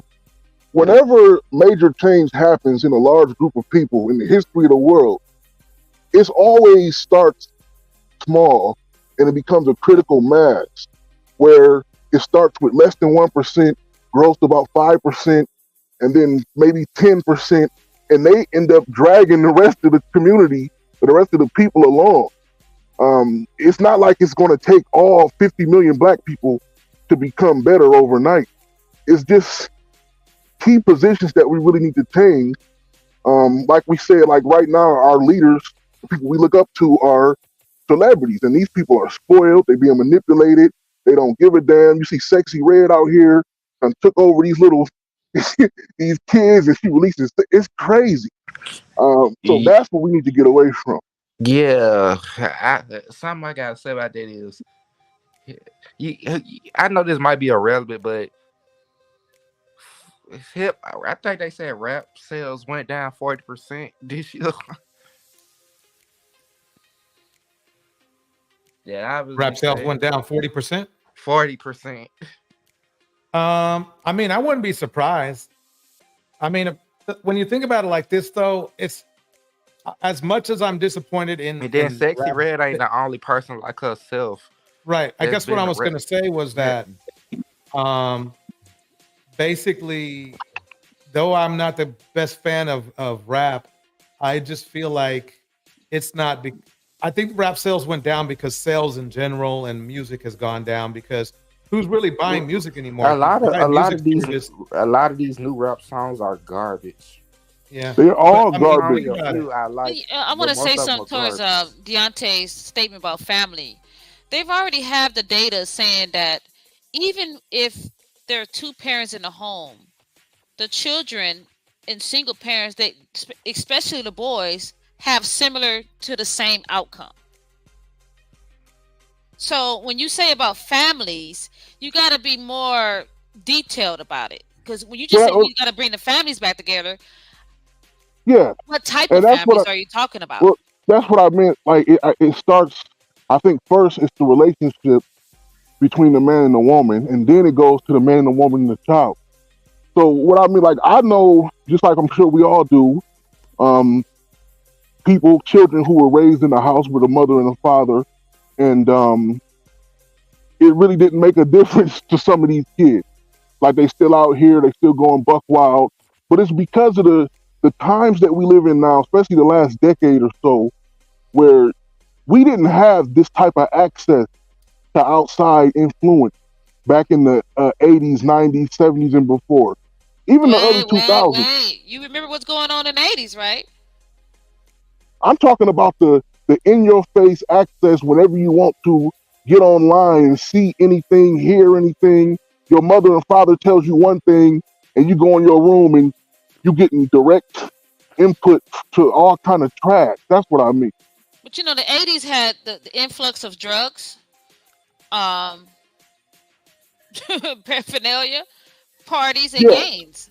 And it wasn't the internet. So I want you to think about it objectively.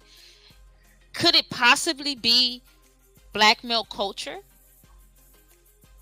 No, yes. I do agree that it's black male culture, but I don't think that black men just woke up one day in 1970 and said, let's just start fucking everything up. You know what I'm saying? But they've been doing this since it goes back earlier than that. You said it goes back earlier. Yeah, but I'm saying that's when it got, I'm talking about, when I believe it got out of control in the black community, it started from the late 70s. And the more that we actually got intertwined with, how should I say, the white public, you know what I'm saying? I'm losing the word I'm trying to say. What was the word we all mixed together? Anyway, integration. Yeah, integration. I'm sorry.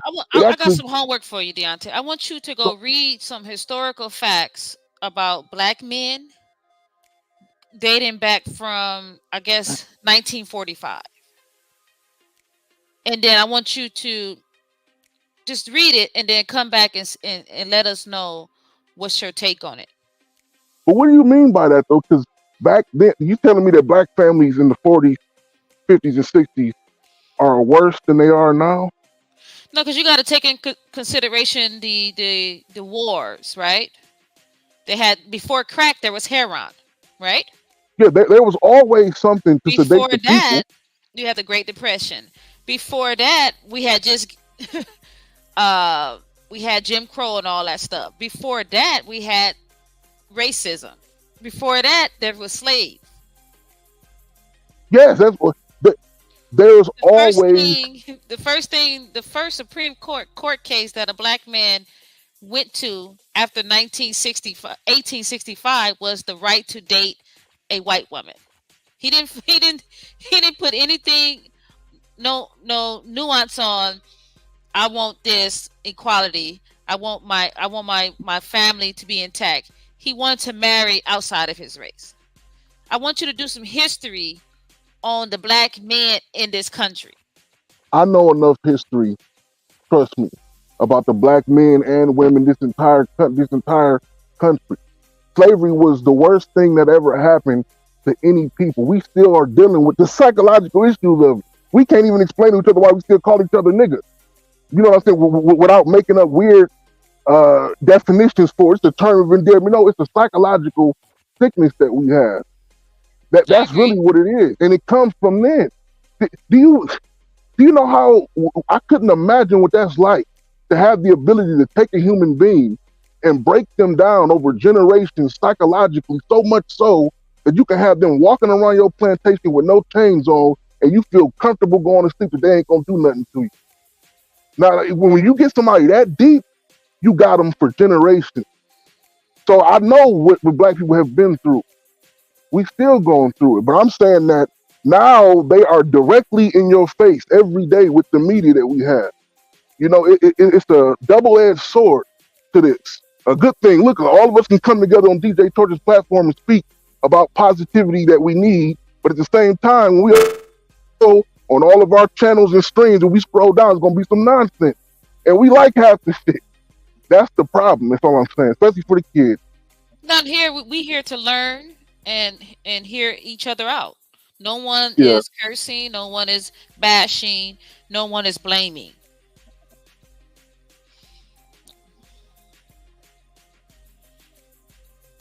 Welcome, Darnell. Hello, DJ Torch panel. How's everyone doing tonight? Doing good, Darnell. How about you?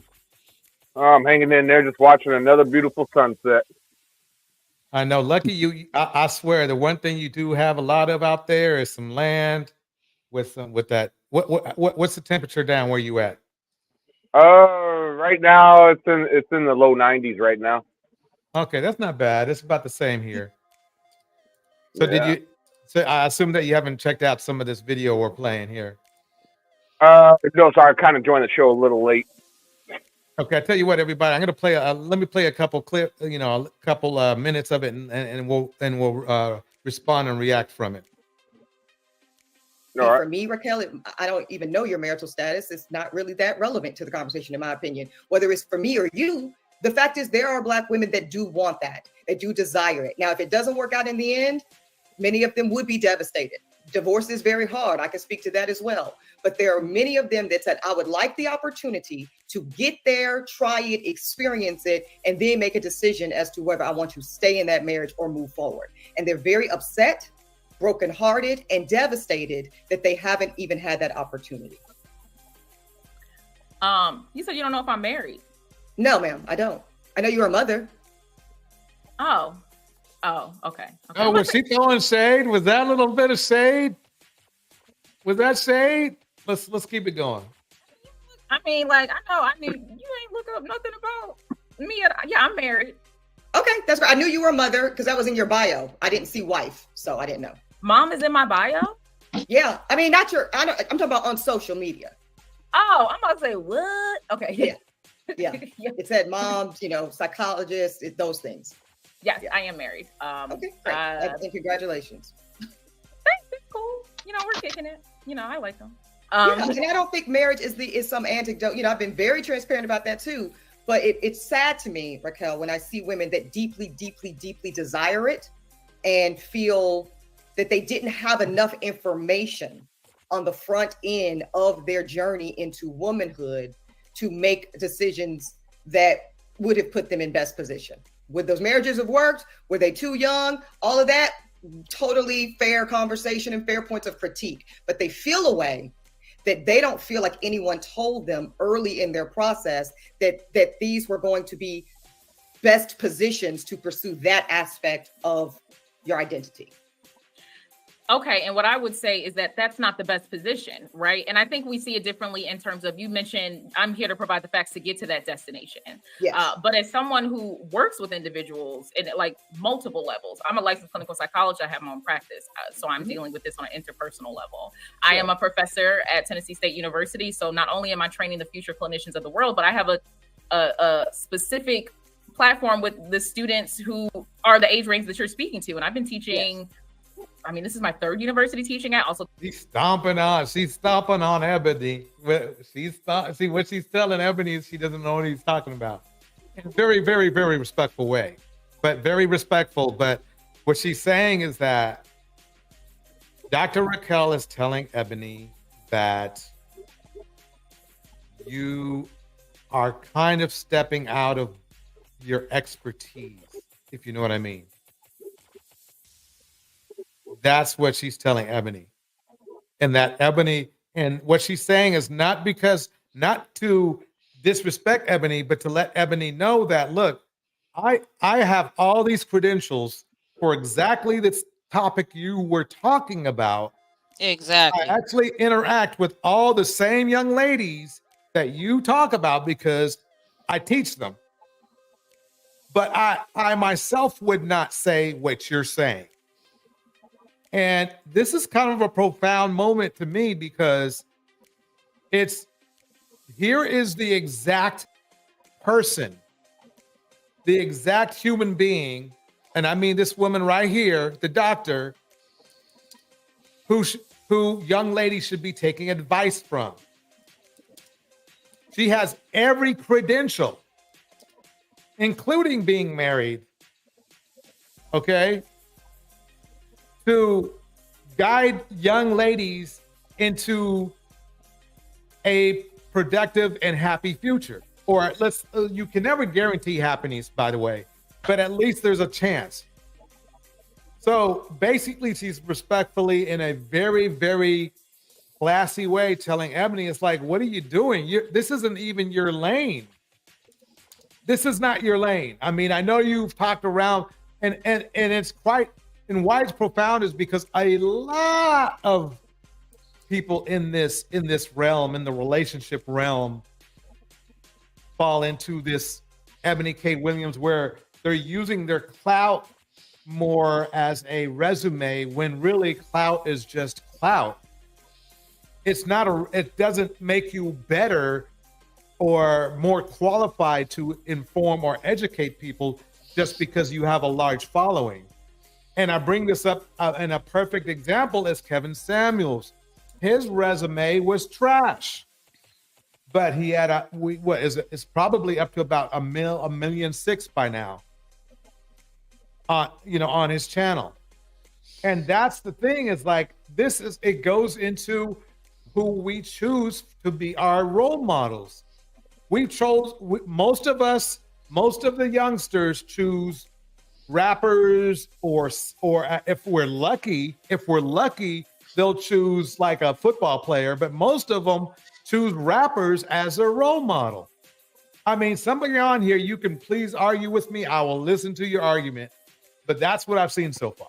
Sadly, it's the truth. Sadly, they look up to the rapper or the athlete that's doing hood rat stuff. Deontay, what are your thoughts about my statement? If it's wrong, tell me about it. No, I agree with you. I just think, just to go a little further, I think that most people, because I know that I do it, and this is how you have such a variety and diverse amount of influencers and celebrities and whoever out here. Most people go after and look up to the one who they agree with the most, who they want to be like the most, or however their mindset is. So the same way that this professor is saying that she has students, black women who she teaches, who pretty much align with her, I guarantee you that there are other black female professors who are therapists and counselors like she is, who might think the complete opposite, and she has her group that believes with her. Just like how, all these kids out here who look up to certain rappers, they look up to them because that's what they want to be like. I don't want to have to do nothing. I want to spend my life rapping and playing. Some people look up to intellectuals. They look up to Claude Anderson all day because that's just what they're into. So I don't like people. I know women who love Michelle Obama. I know people who can't stand Michelle Obama. They love Oprah. So it really just depends on who you are. And in that way, it's almost like, just because, it's always like you were right, DJ, just because somebody is successful doesn't mean that they're right, though.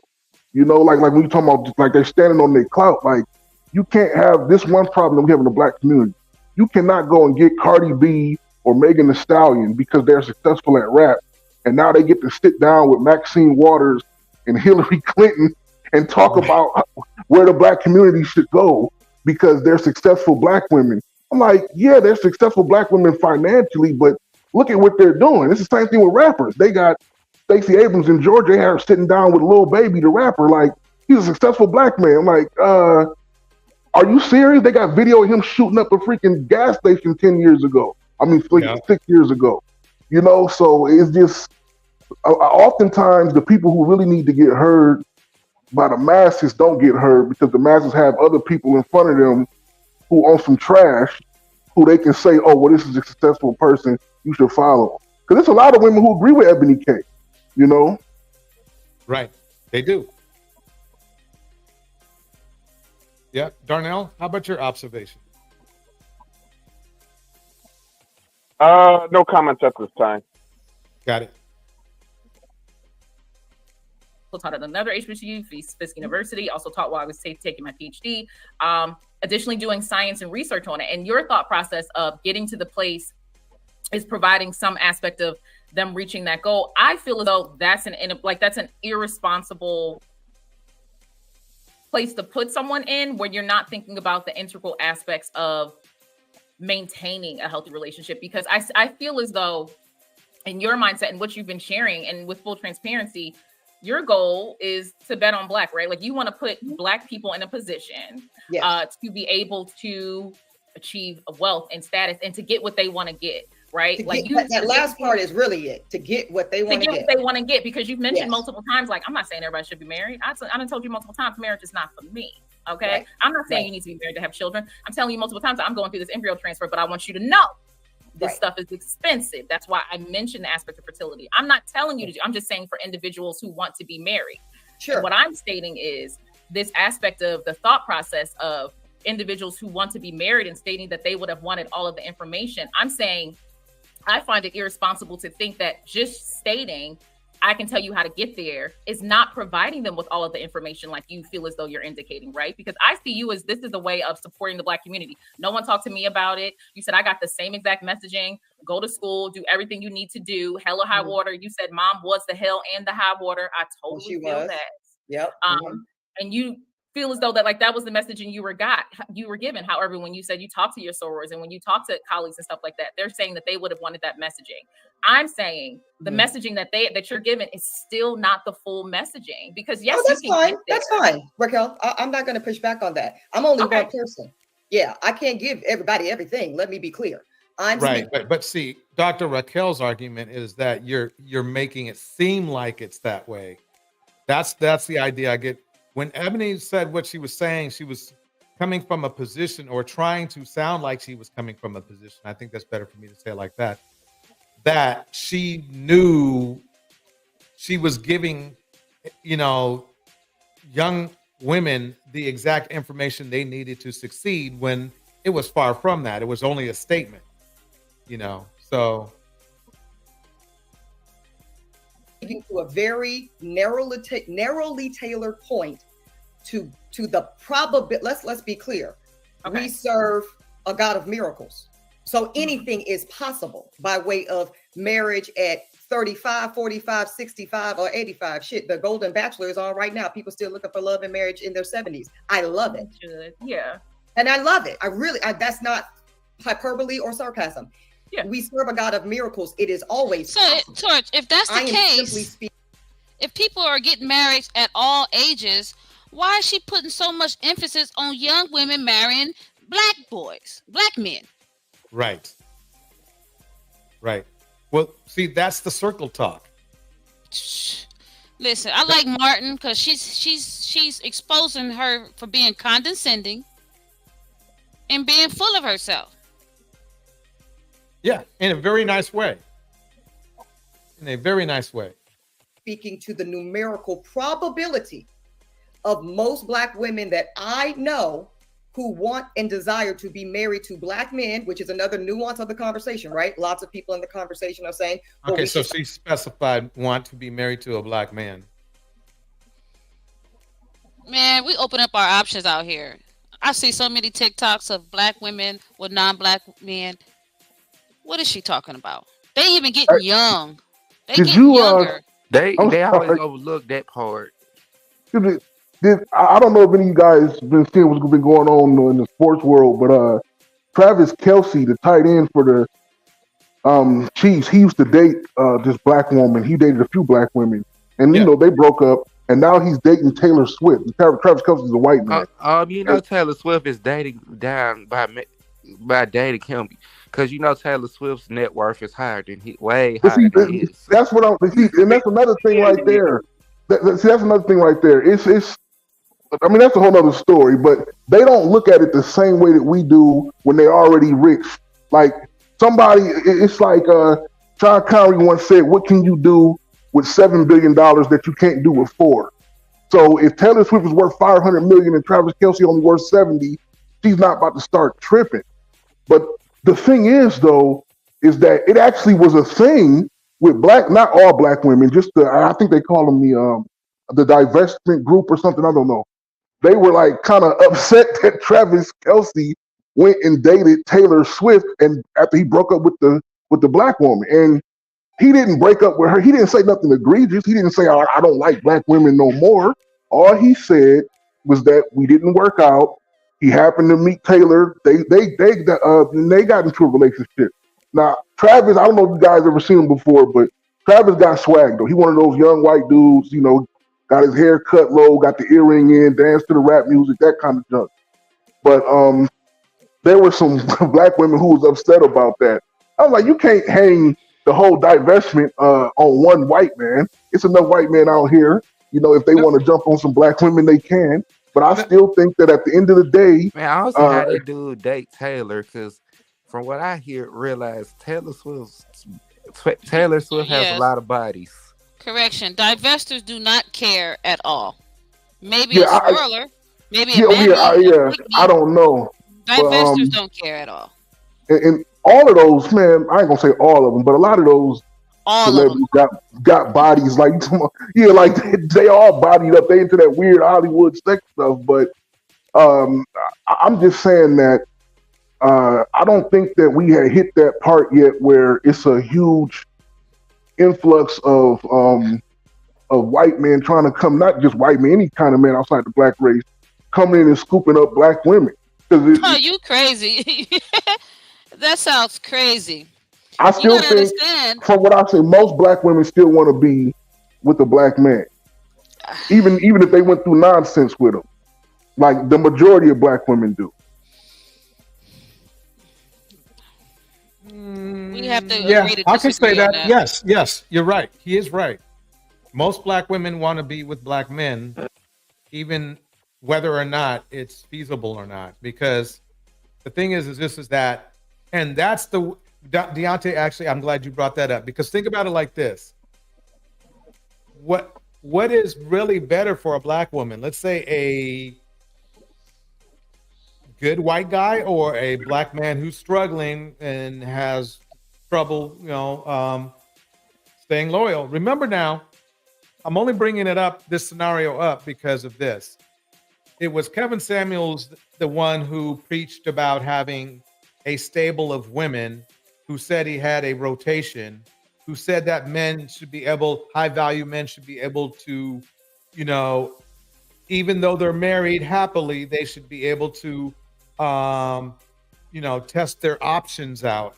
So the thing is what if a black woman could find a man of a different race that didn't want to do all that? Wouldn't that be if a black woman wanted to be monogamous and wanted their husband to be monogamous to them? Wouldn't it be better for that black woman to choose somebody who wants to be monogamous as well, and not somebody who's going to be a Kevin Samuelite who's going to want a rotation of women, including their wife? Ironically, a lot like Derek Jackson, who I think outdid Kevin Samuels in every type of Kevin Samuel metric out there. So the question is that it almost seems like, and this is how I look at it. I'm a black man, and hey, I love the fact that I'm outnumbered by black women. That's great. But as a human being objective, I'm like, look, why should a black woman literally force herself that in some time in her life she's going to have to date down if she strictly wants to only date black men? Sooner or later, just because it's just the numbers are out there. You look at the numbers, right? What are the numbers saying? The numbers are saying that sooner or later, a black woman will be dating somebody who could be. I mean, don't get me wrong. I've seen in real life a black woman. Oh man, everybody she dated was like, somehow she just had whatever it was, right? She had whatever that thing, that style that every man wanted. So she was able to get high quality men all the time. And here's another ironic thing I've seen. Brittany Renner is still to this day, call her 304, whatever you want to call her. She to this day is still dating high quality men. Yeah, and Brittany Renner just did a podcast with Shannon Sharp, and she told Shannon that she only wants black men. I mean, we know it's a lot of women like this, but I thought that was interesting for her to only want high value men, or at least men with money, because she said she ain't dating nobody broke. And when she say broke, she means he got to be a millionaire. But she said she only wants black men though. She said, I mean, that's just her preference. But I'm just saying that I know what you're saying, DJ. You're right. It is more black women than men, and I don't think there's nothing wrong with someone dating outside their race, especially if they know who they are internally, you know. But to say that that there's something wrong with I mean, I'm not saying anybody here said that, but I almost get that sometimes with sometimes I hear black men say this sometimes, how they like Terrell Owens, for example. We talked about him last time I was on. He talked about how he can't date black women and he just can't do it. And he an idiot because all four of his baby moms is black. Then I heard black women say the same thing. Not all four. Not all four of them. No. Not all four of them. Okay. But then I hear black women say that too.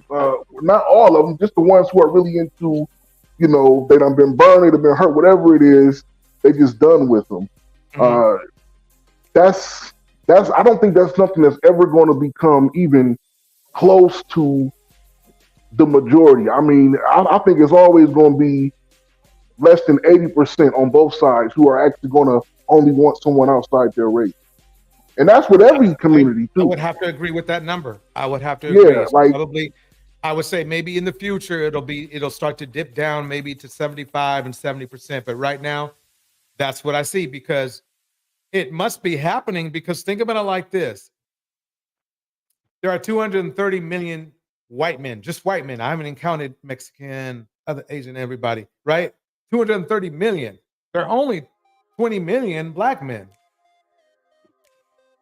So just by the sake of numbers, not culture or not trying to bash black men for anything or anything like that, just the sake of numbers, X, Y, and Z, right?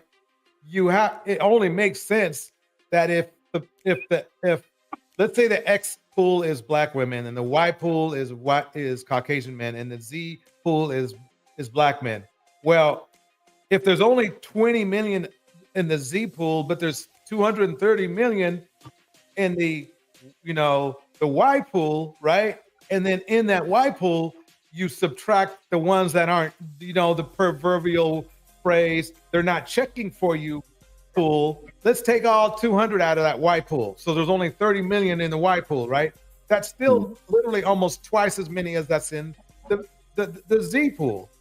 So that's just taking race completely out of it.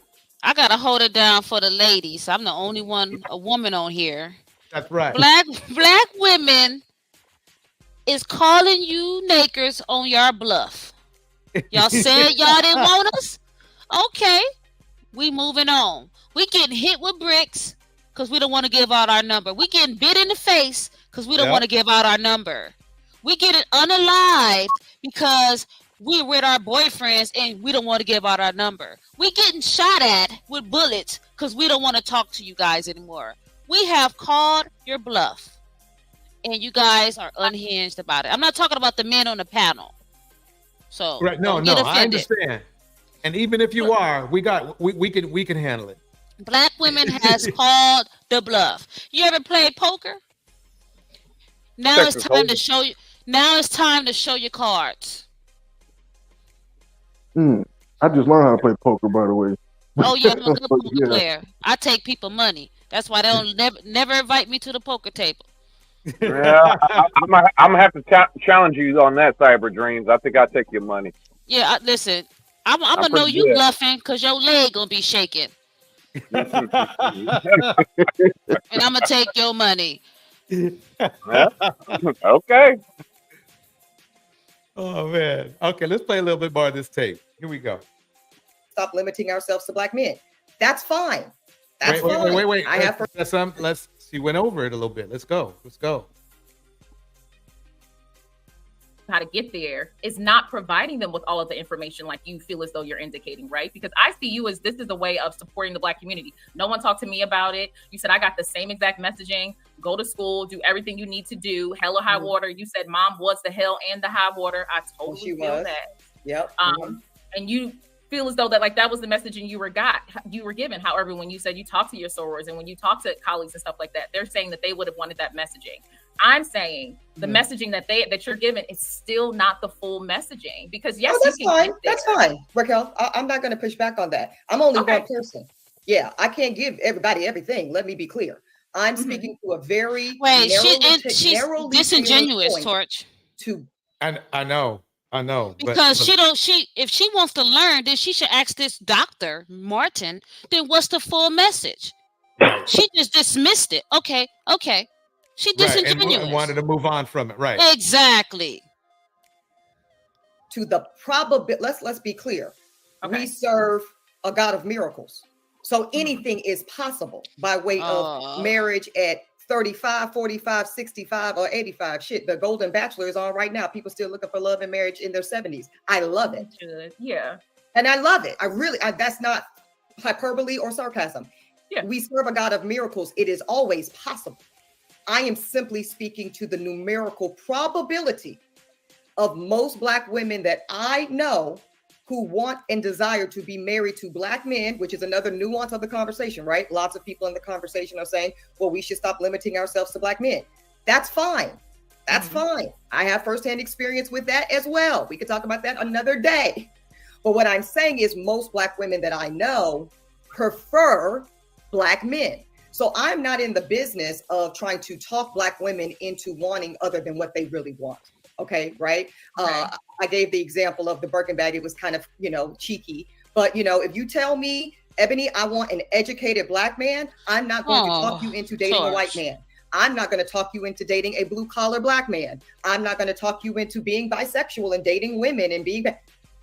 I want to help advise you the best way I know how, as to put yourself in proximity to a high concentration of educated Black heterosexual. I got a great analogy, Torch. That are potential partners for you. That's it. It is. I prefer ice cream, real ice cream, but I'm lactose, so I can't have it. But I prefer it, but it makes me sick. Ladies in the chat, you may prefer a Black man, but is that Black man gonna make you sick? See, they want to put all this onus on prefer. Just because someone prefers something doesn't mean it's healthy for them. True. That's a good point. Yeah. We got 4.6 out here, ladies. We got married men to Black women unaliving their wives and their children. We got married Black men essaying. It's making us sick, even though we prefer it. All right. Let me keep going right here. Here we go. That's it. And it doesn't matter if you are going to be happy in this marriage. It doesn't matter if you guys are going to be partners in this marriage, as it were. It doesn't matter if what I'm stating is going to get you into the proximity of the marriage is going to lead to the divorce. You're saying, I'm just telling you, this is how you get to the part of being married, not sustaining a marriage, not being happy in that marriage, not having a healthy marriage, just enacting this contract. Because that is what I have been asked to advise to, Raquel. I think that's the important caveat. I told you, I didn't, these are fairy tales. Who asked her to advise to that, though? I'm sorry, did they? Well, I'm not gonna name these women by name because you know how Nobody, baby. No, but Nobody. that okay, I understand what the doctor's trying to say to her, but that's like saying, I mean, so she's basically saying that Ebony is pointing women in the direction of just getting married, period, without teaching them how to sustain and have a healthy relationship. And I understand what she's trying to say, and maybe she's right on certain levels, but almost anything you get into in life, you're never going to know how it's going to turn out until you have the experience. So it's like, and you can follow anybody's doctrine that you want to, but everybody's experience is different, at least in the details. So black women have been experiencing black men since 1611, 1619. and black men have been experiencing black women since the beginning of time, since they found Lucy 200,000 years ago. Like this is not this is not a situation where we should just like give up on each other at all. And painting every black man out there the same it isn't good either, because that could be a turnoff to women who don't fully understand what's going on, just like it's a turnoff for men who don't know what's going on. If I'm a black man and I'm up here preaching every day to young black men, but y'all better get y'all a white girl, because these black women, they talking shit, they doing this, they only want money, they lying, they gold diggers, they whatever these dudes say. Some of them dudes who don't know at all might look at me like, oh shoot, maybe he's telling the truth. Like, they have to have their own chance to go out there and do it. I don't think there's nothing wrong with Ebony K telling women to go ahead and get married, because just because she didn't make it, and I think that's the thing you should learn from too. We should all, just because she didn't make it through a marriage, doesn't, because she could be bitter. Ebony K could be telling all black women off for getting married. Kevin Samuels said it's only 10% out here anyway. That's good and with value.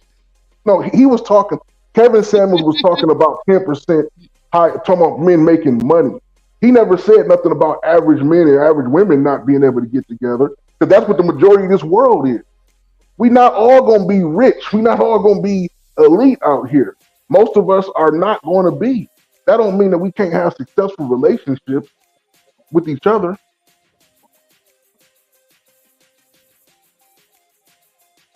Okay, let me play some more.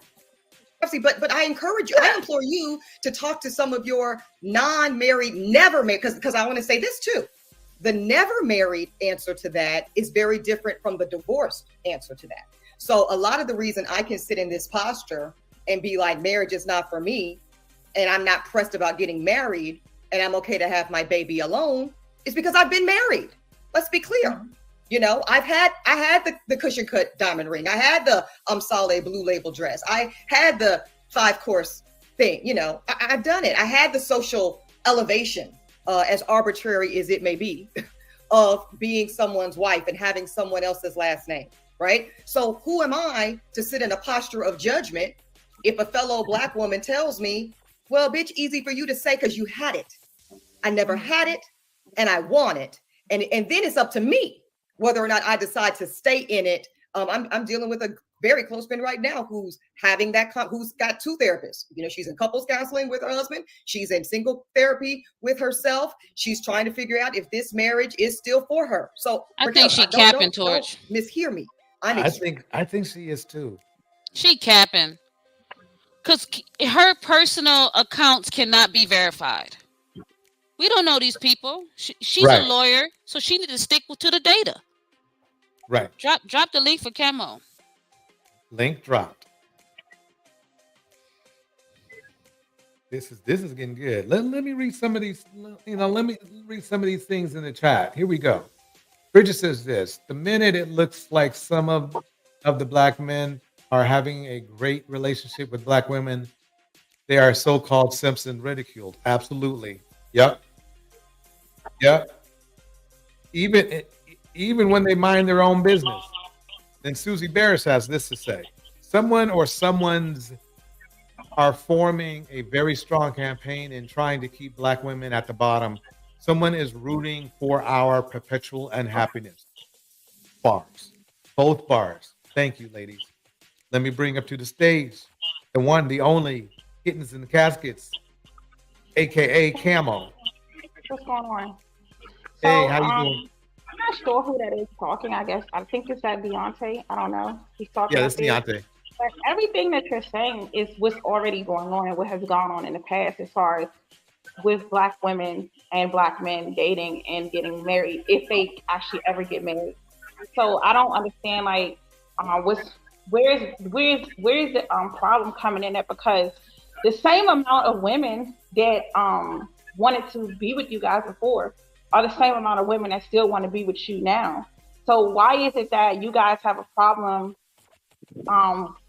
getting those women? To me, what it looks like is that you want women who don't want you. So like if there's a small group of women that's like, look, I'm not gonna settle for that. Like I'm not gonna struggle. I don't care what nobody say. I'm not gonna be my parents. And then you have these men that are vocal now. So not only did Black women accept and just struggle with Black men for all these years, Black men are now vocally saying, like throwing it in their face that they should choose better and all these other things. But what I notice is that Black men don't pay attention to the women who want them. They only bother the small group of women who don't want them. Why do you think that is?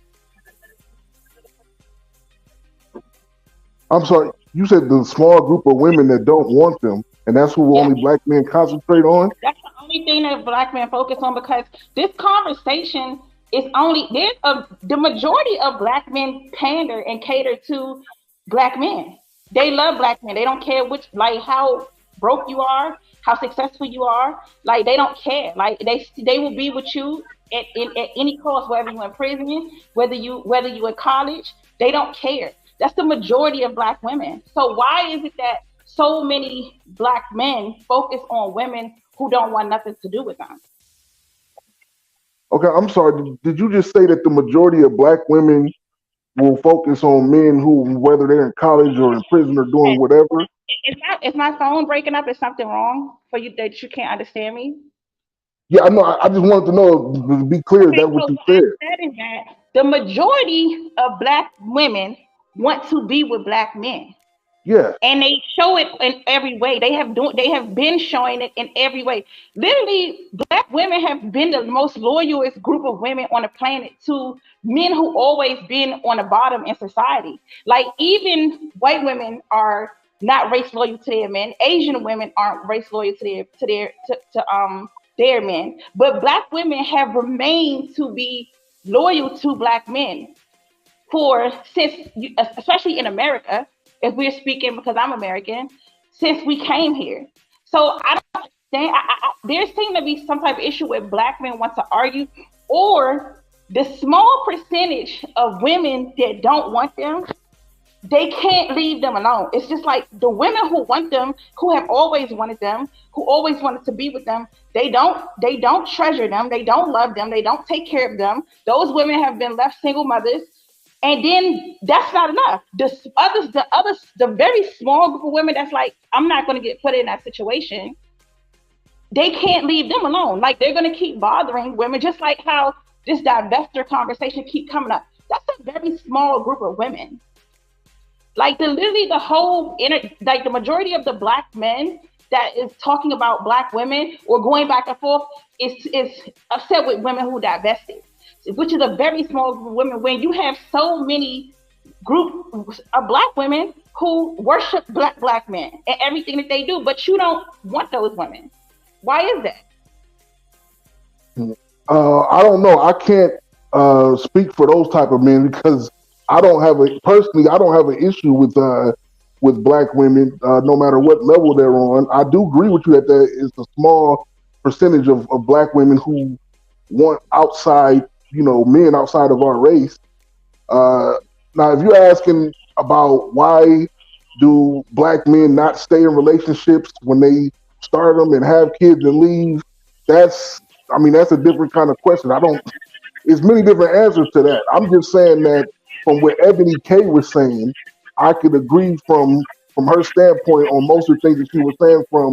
Here you got a woman who has been married before, didn't want to be married anymore, left her husband, said that she doesn't want to be married at all, but she does understand that there are black women who want to be married, and she's saying, well, if you do, this is the best time that you should do it. That's all I was saying. Why would so with Ebony case? So let's go back to her. The first time I ever heard of her was when the first situation came out of us about the bus driver, and it's contradicting what she's saying now, because the conversation that led to all this was about her. The first thing that she had asked Ayala a question about why she can't find a man in dating, and it was because, well, a black man, because it had a lot to do with her income and the fact that a lot of black men cannot compete, I guess, when it comes to competing with other groups of males as far as income and occupation and or whatever else it is to be able to have things in common with her, I guess. So now today, after all this game right here, or this in the black community, it has always been very hard for black women to say what they want to say, especially in reference to black men. So it's not for the weak, because when you do, you get attacked, you get stalked, you get doxxed, you get all these things. And a lot of women is going to give up, or either the next week they find some good deed from a black man, and then they back to my brother, Grand Rising, Kane, and all that other stuff until the next grand evening. Drag, and then they back again with these ends and shit. So Amy K. Williams herself is pretty much coming across as somebody who's confused about really what's going on, but in reality, she's not confused. She understands clearly, because she said only 1 in 7 black people in college is male. So what about the other 6 of all of these black women who will not have so you want 6 women to be fighting for 1 black man that may not even have an interest in black women? Because statistics also show that black males with higher degrees usually date women outside of their race. So basically it's like a hamster cage, like where you're just going back and forth in a wheel, round and round and round, trying to find something that's not real. And your only option is to basically embrace the fact that if you want to be with a black man, you're gonna have to deal with all these things. And he still might not commit to you. He still might leave you a single mother. He still might be DL. He still might, but if that's what your choice, because that's what I hear her saying. But I mean, don't both genders kind of do that? Try to get something that they can't have, or someone that doesn't appreciate them. I think both genders actually do that. Because we talk about the fact of dating, and what if we had a whole group based off of every group of women, what they look for in a man. Black women have always settled for the least to be with black men. I'm sorry. What's interesting is that you never really hear black men use that term settling to when it comes to relationships. Because to most black men, even the average black man, I'm an average black man, but to most average black men in this country, we don't have a problem with, I guess, what you would call an average black woman. Average women are educated, they're beautiful, they get their work, they get everything done. Whatever. I think the settling side comes a lot from the woman's side when she is in a level where she's making socioeconomic, she's making a certain amount of money, or she's starting educated. We're talking about facts here of what men bring, what it is to be a man, the role of a man. We're talking. See, this is when we have a problem, because whenever we begin talking about comparing men with men, then there's this thing about settling. We all settle, because there's always going to be somebody else that you can be with. We all settle. At some point, I don't know if you're married, but you will settle down. That's what that is, settling down. You're going to settle down. You're going to find, you know what, I can't have them all, so I'm going to settle down. That's what that means. Now, if you feel some type of way about what I'm saying, I don't know what else to say. But no, I don't feel anything negative about what you're saying. When we begin to discuss when black women are dealt with compared to other groups of women, then it's a problem. No other groups of other black women have been talking about this for decades. They just don't tell you because they've cared enough about you to understand that a lot of things that other women are entitled to, we are not. And our men are not entitled to. But black men will sit online all day long and compare black women to other groups of women and how they're so this and that. Well, you would if you can live an easier life, you would and walk around rested all the time, knowing that you're taken care of. It's very easy to walk around that way. Because I just like you just said, I never hear people talk about settling. What I never hear black men do when they compete, when they're trying to compare black women with other groups of women, what I never hear them do is compare themselves to other groups of men. Am I right or wrong? No, I guess you're right about that. Because I don't really hear black men don't really talk. I don't really hear us talking about comparing to other men, except for when it comes to just having power, which is something that's a whole nother story. But no, we don't. Men comparing black women to us. Do you or do you not constantly hear black women being compared to other groups of women? Yes, I do. Because I hear the opposite side as well, though. You only recently heard that because black women got tired. See, what y'all don't realize is that y'all had it good for a real long time because black women felt bad and they thought we was in this. We thought we was in this together. That we was going to struggle together. So we was going to stick together no matter what. But once I don't know what happened where black men wanted to join this white man's red pill and all these other things. But what they forgot is that they don't live in a white man's world. So it backfired differently onto them. So that's why you're seeing a shift more now. Because imagine if you did everything you can to love a person, and then they throw it in your face, and then shit on you in front of the world, and then think that you're still gonna be with them, and gonna think that they can always run back to you. That's basically what happened. That is what you're seeing now. What you're seeing now is black women saying, well, okay, because you have all these options and you have all these women that you could be with, then that means that you're fine. We don't need to be together. We don't have to depend on you because we also live in a world where women don't have to depend on men. So why am I going to carry along a baggage with me, basically struggle with somebody when I could pay all my bills by myself? I don't need you to pay the light bill. Do you understand what I'm saying? Yes, no, I totally understand what you're saying with that. I still think it's going to be, it's not going to end well if we keep down that path. And like I was telling with DJ earlier, that's something that we have to work with the younger generations about, because the older ones, like I said, I'm in my mid-30s. Everyone that's my age or older, it's just, that cycle is just not going to be breaking. It's too deeply ingrained in our subconscious at this point. And there's only going to be a small percentage of people who are actually going to be able to change. So I don't really know what to say about about all of us that's older, 30s and up. It's a mess. But if we can somehow focus on the children, then everything will change then. But right now, I don't know what this is. I'm sorry, I don't want to, because this is a mess.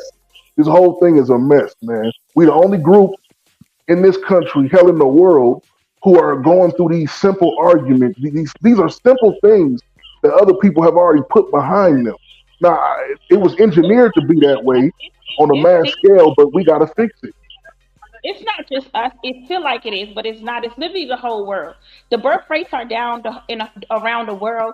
Even in some places, it's actually worse than us.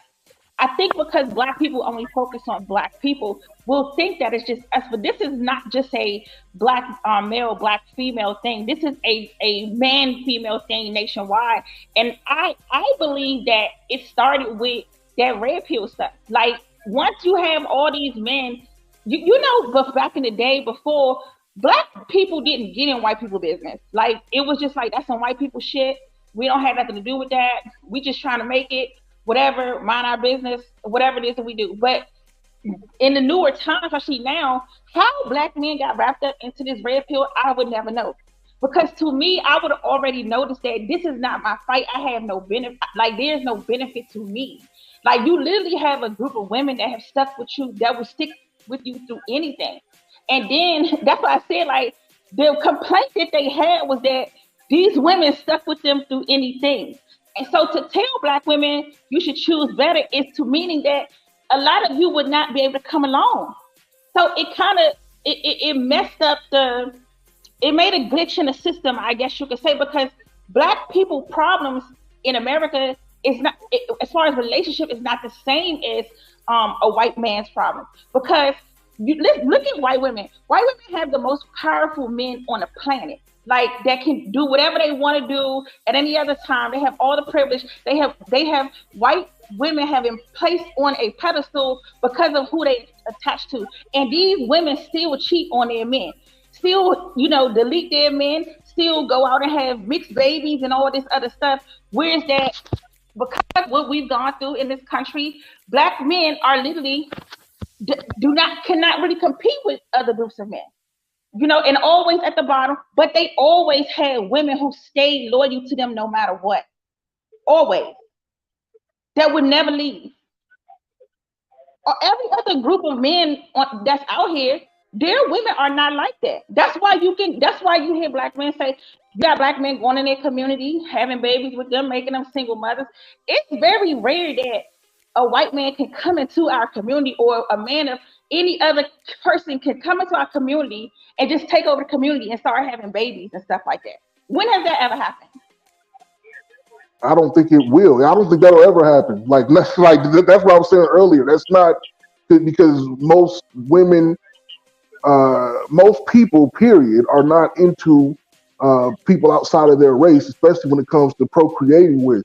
Now, we were talking about earlier, some things, I think I know what you're talking about, Kemo. Some things are societal issues, right? Like where it doesn't matter what your race or background is, the entire society is going through it. And that's just a side effect of being an American. I think that this red pill thing with black men is not just a red pill thing, it's more of a conservative thing, because I believe that the last 20 or 30 years, the liberal side of this country has really taken over and given women a platform to be independent, which on the surface, there's nothing wrong with that. But when you dig deeper, what happens? You get a situation where you have the liberal news media outlet makes it seem like women run everything and that men don't have a chance.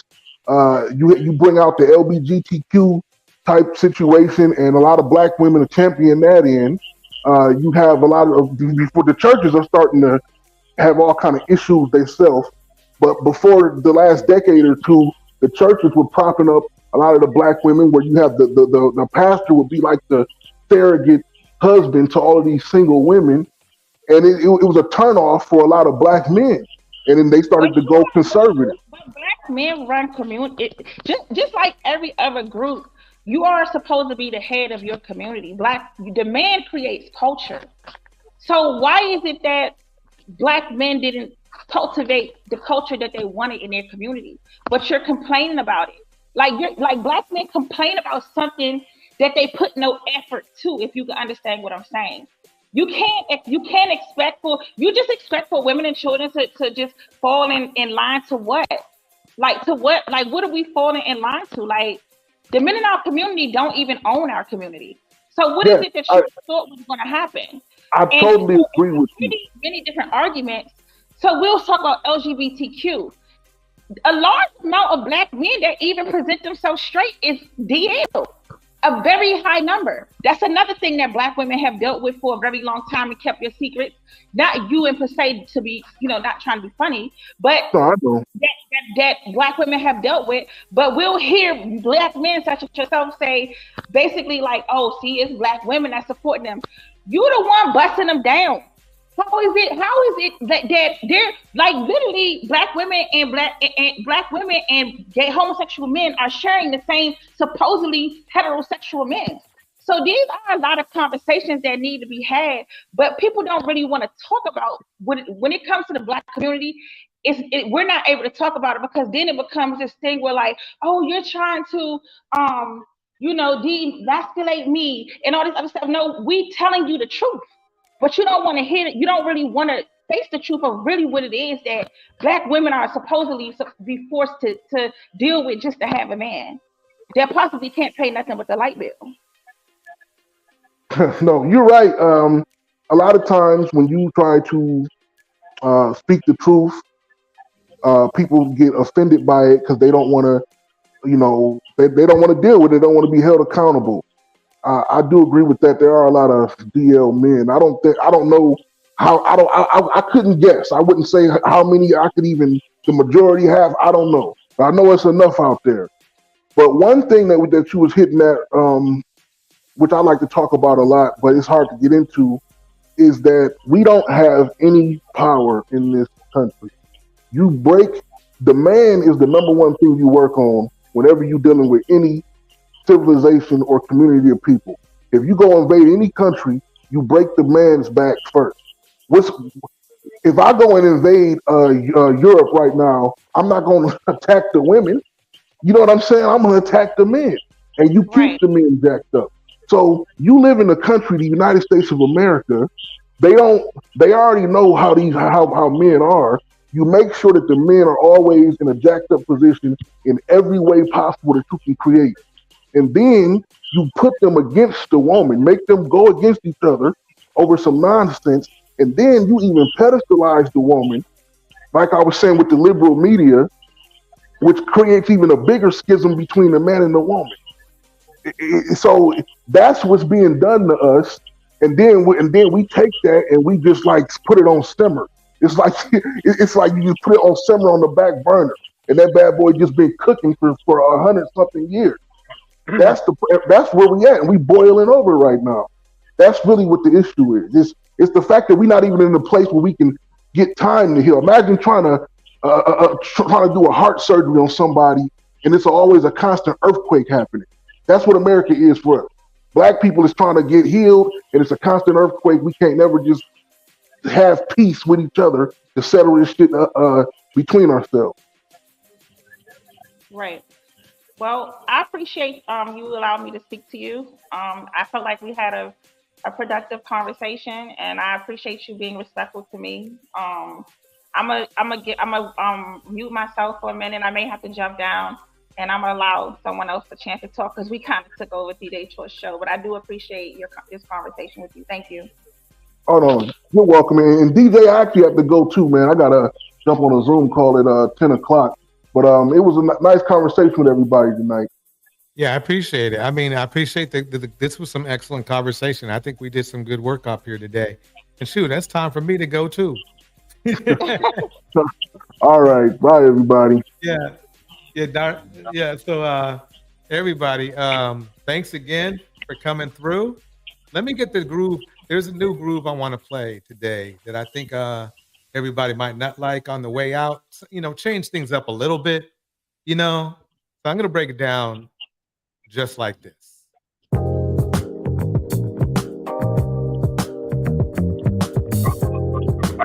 Now I know why you said nobody might not like you.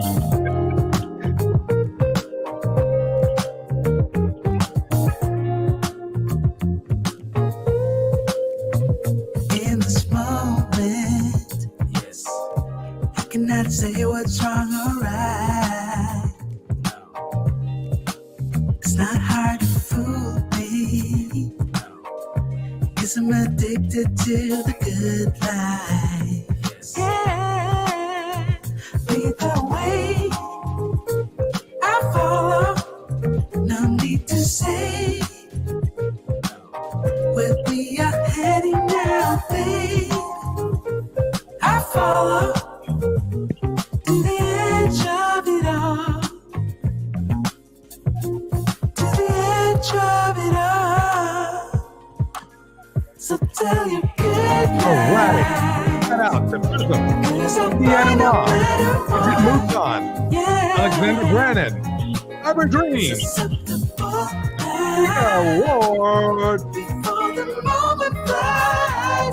Susie Bear, 33, So tell you goodbye. Cindy, Anna, There's a brighter, better one.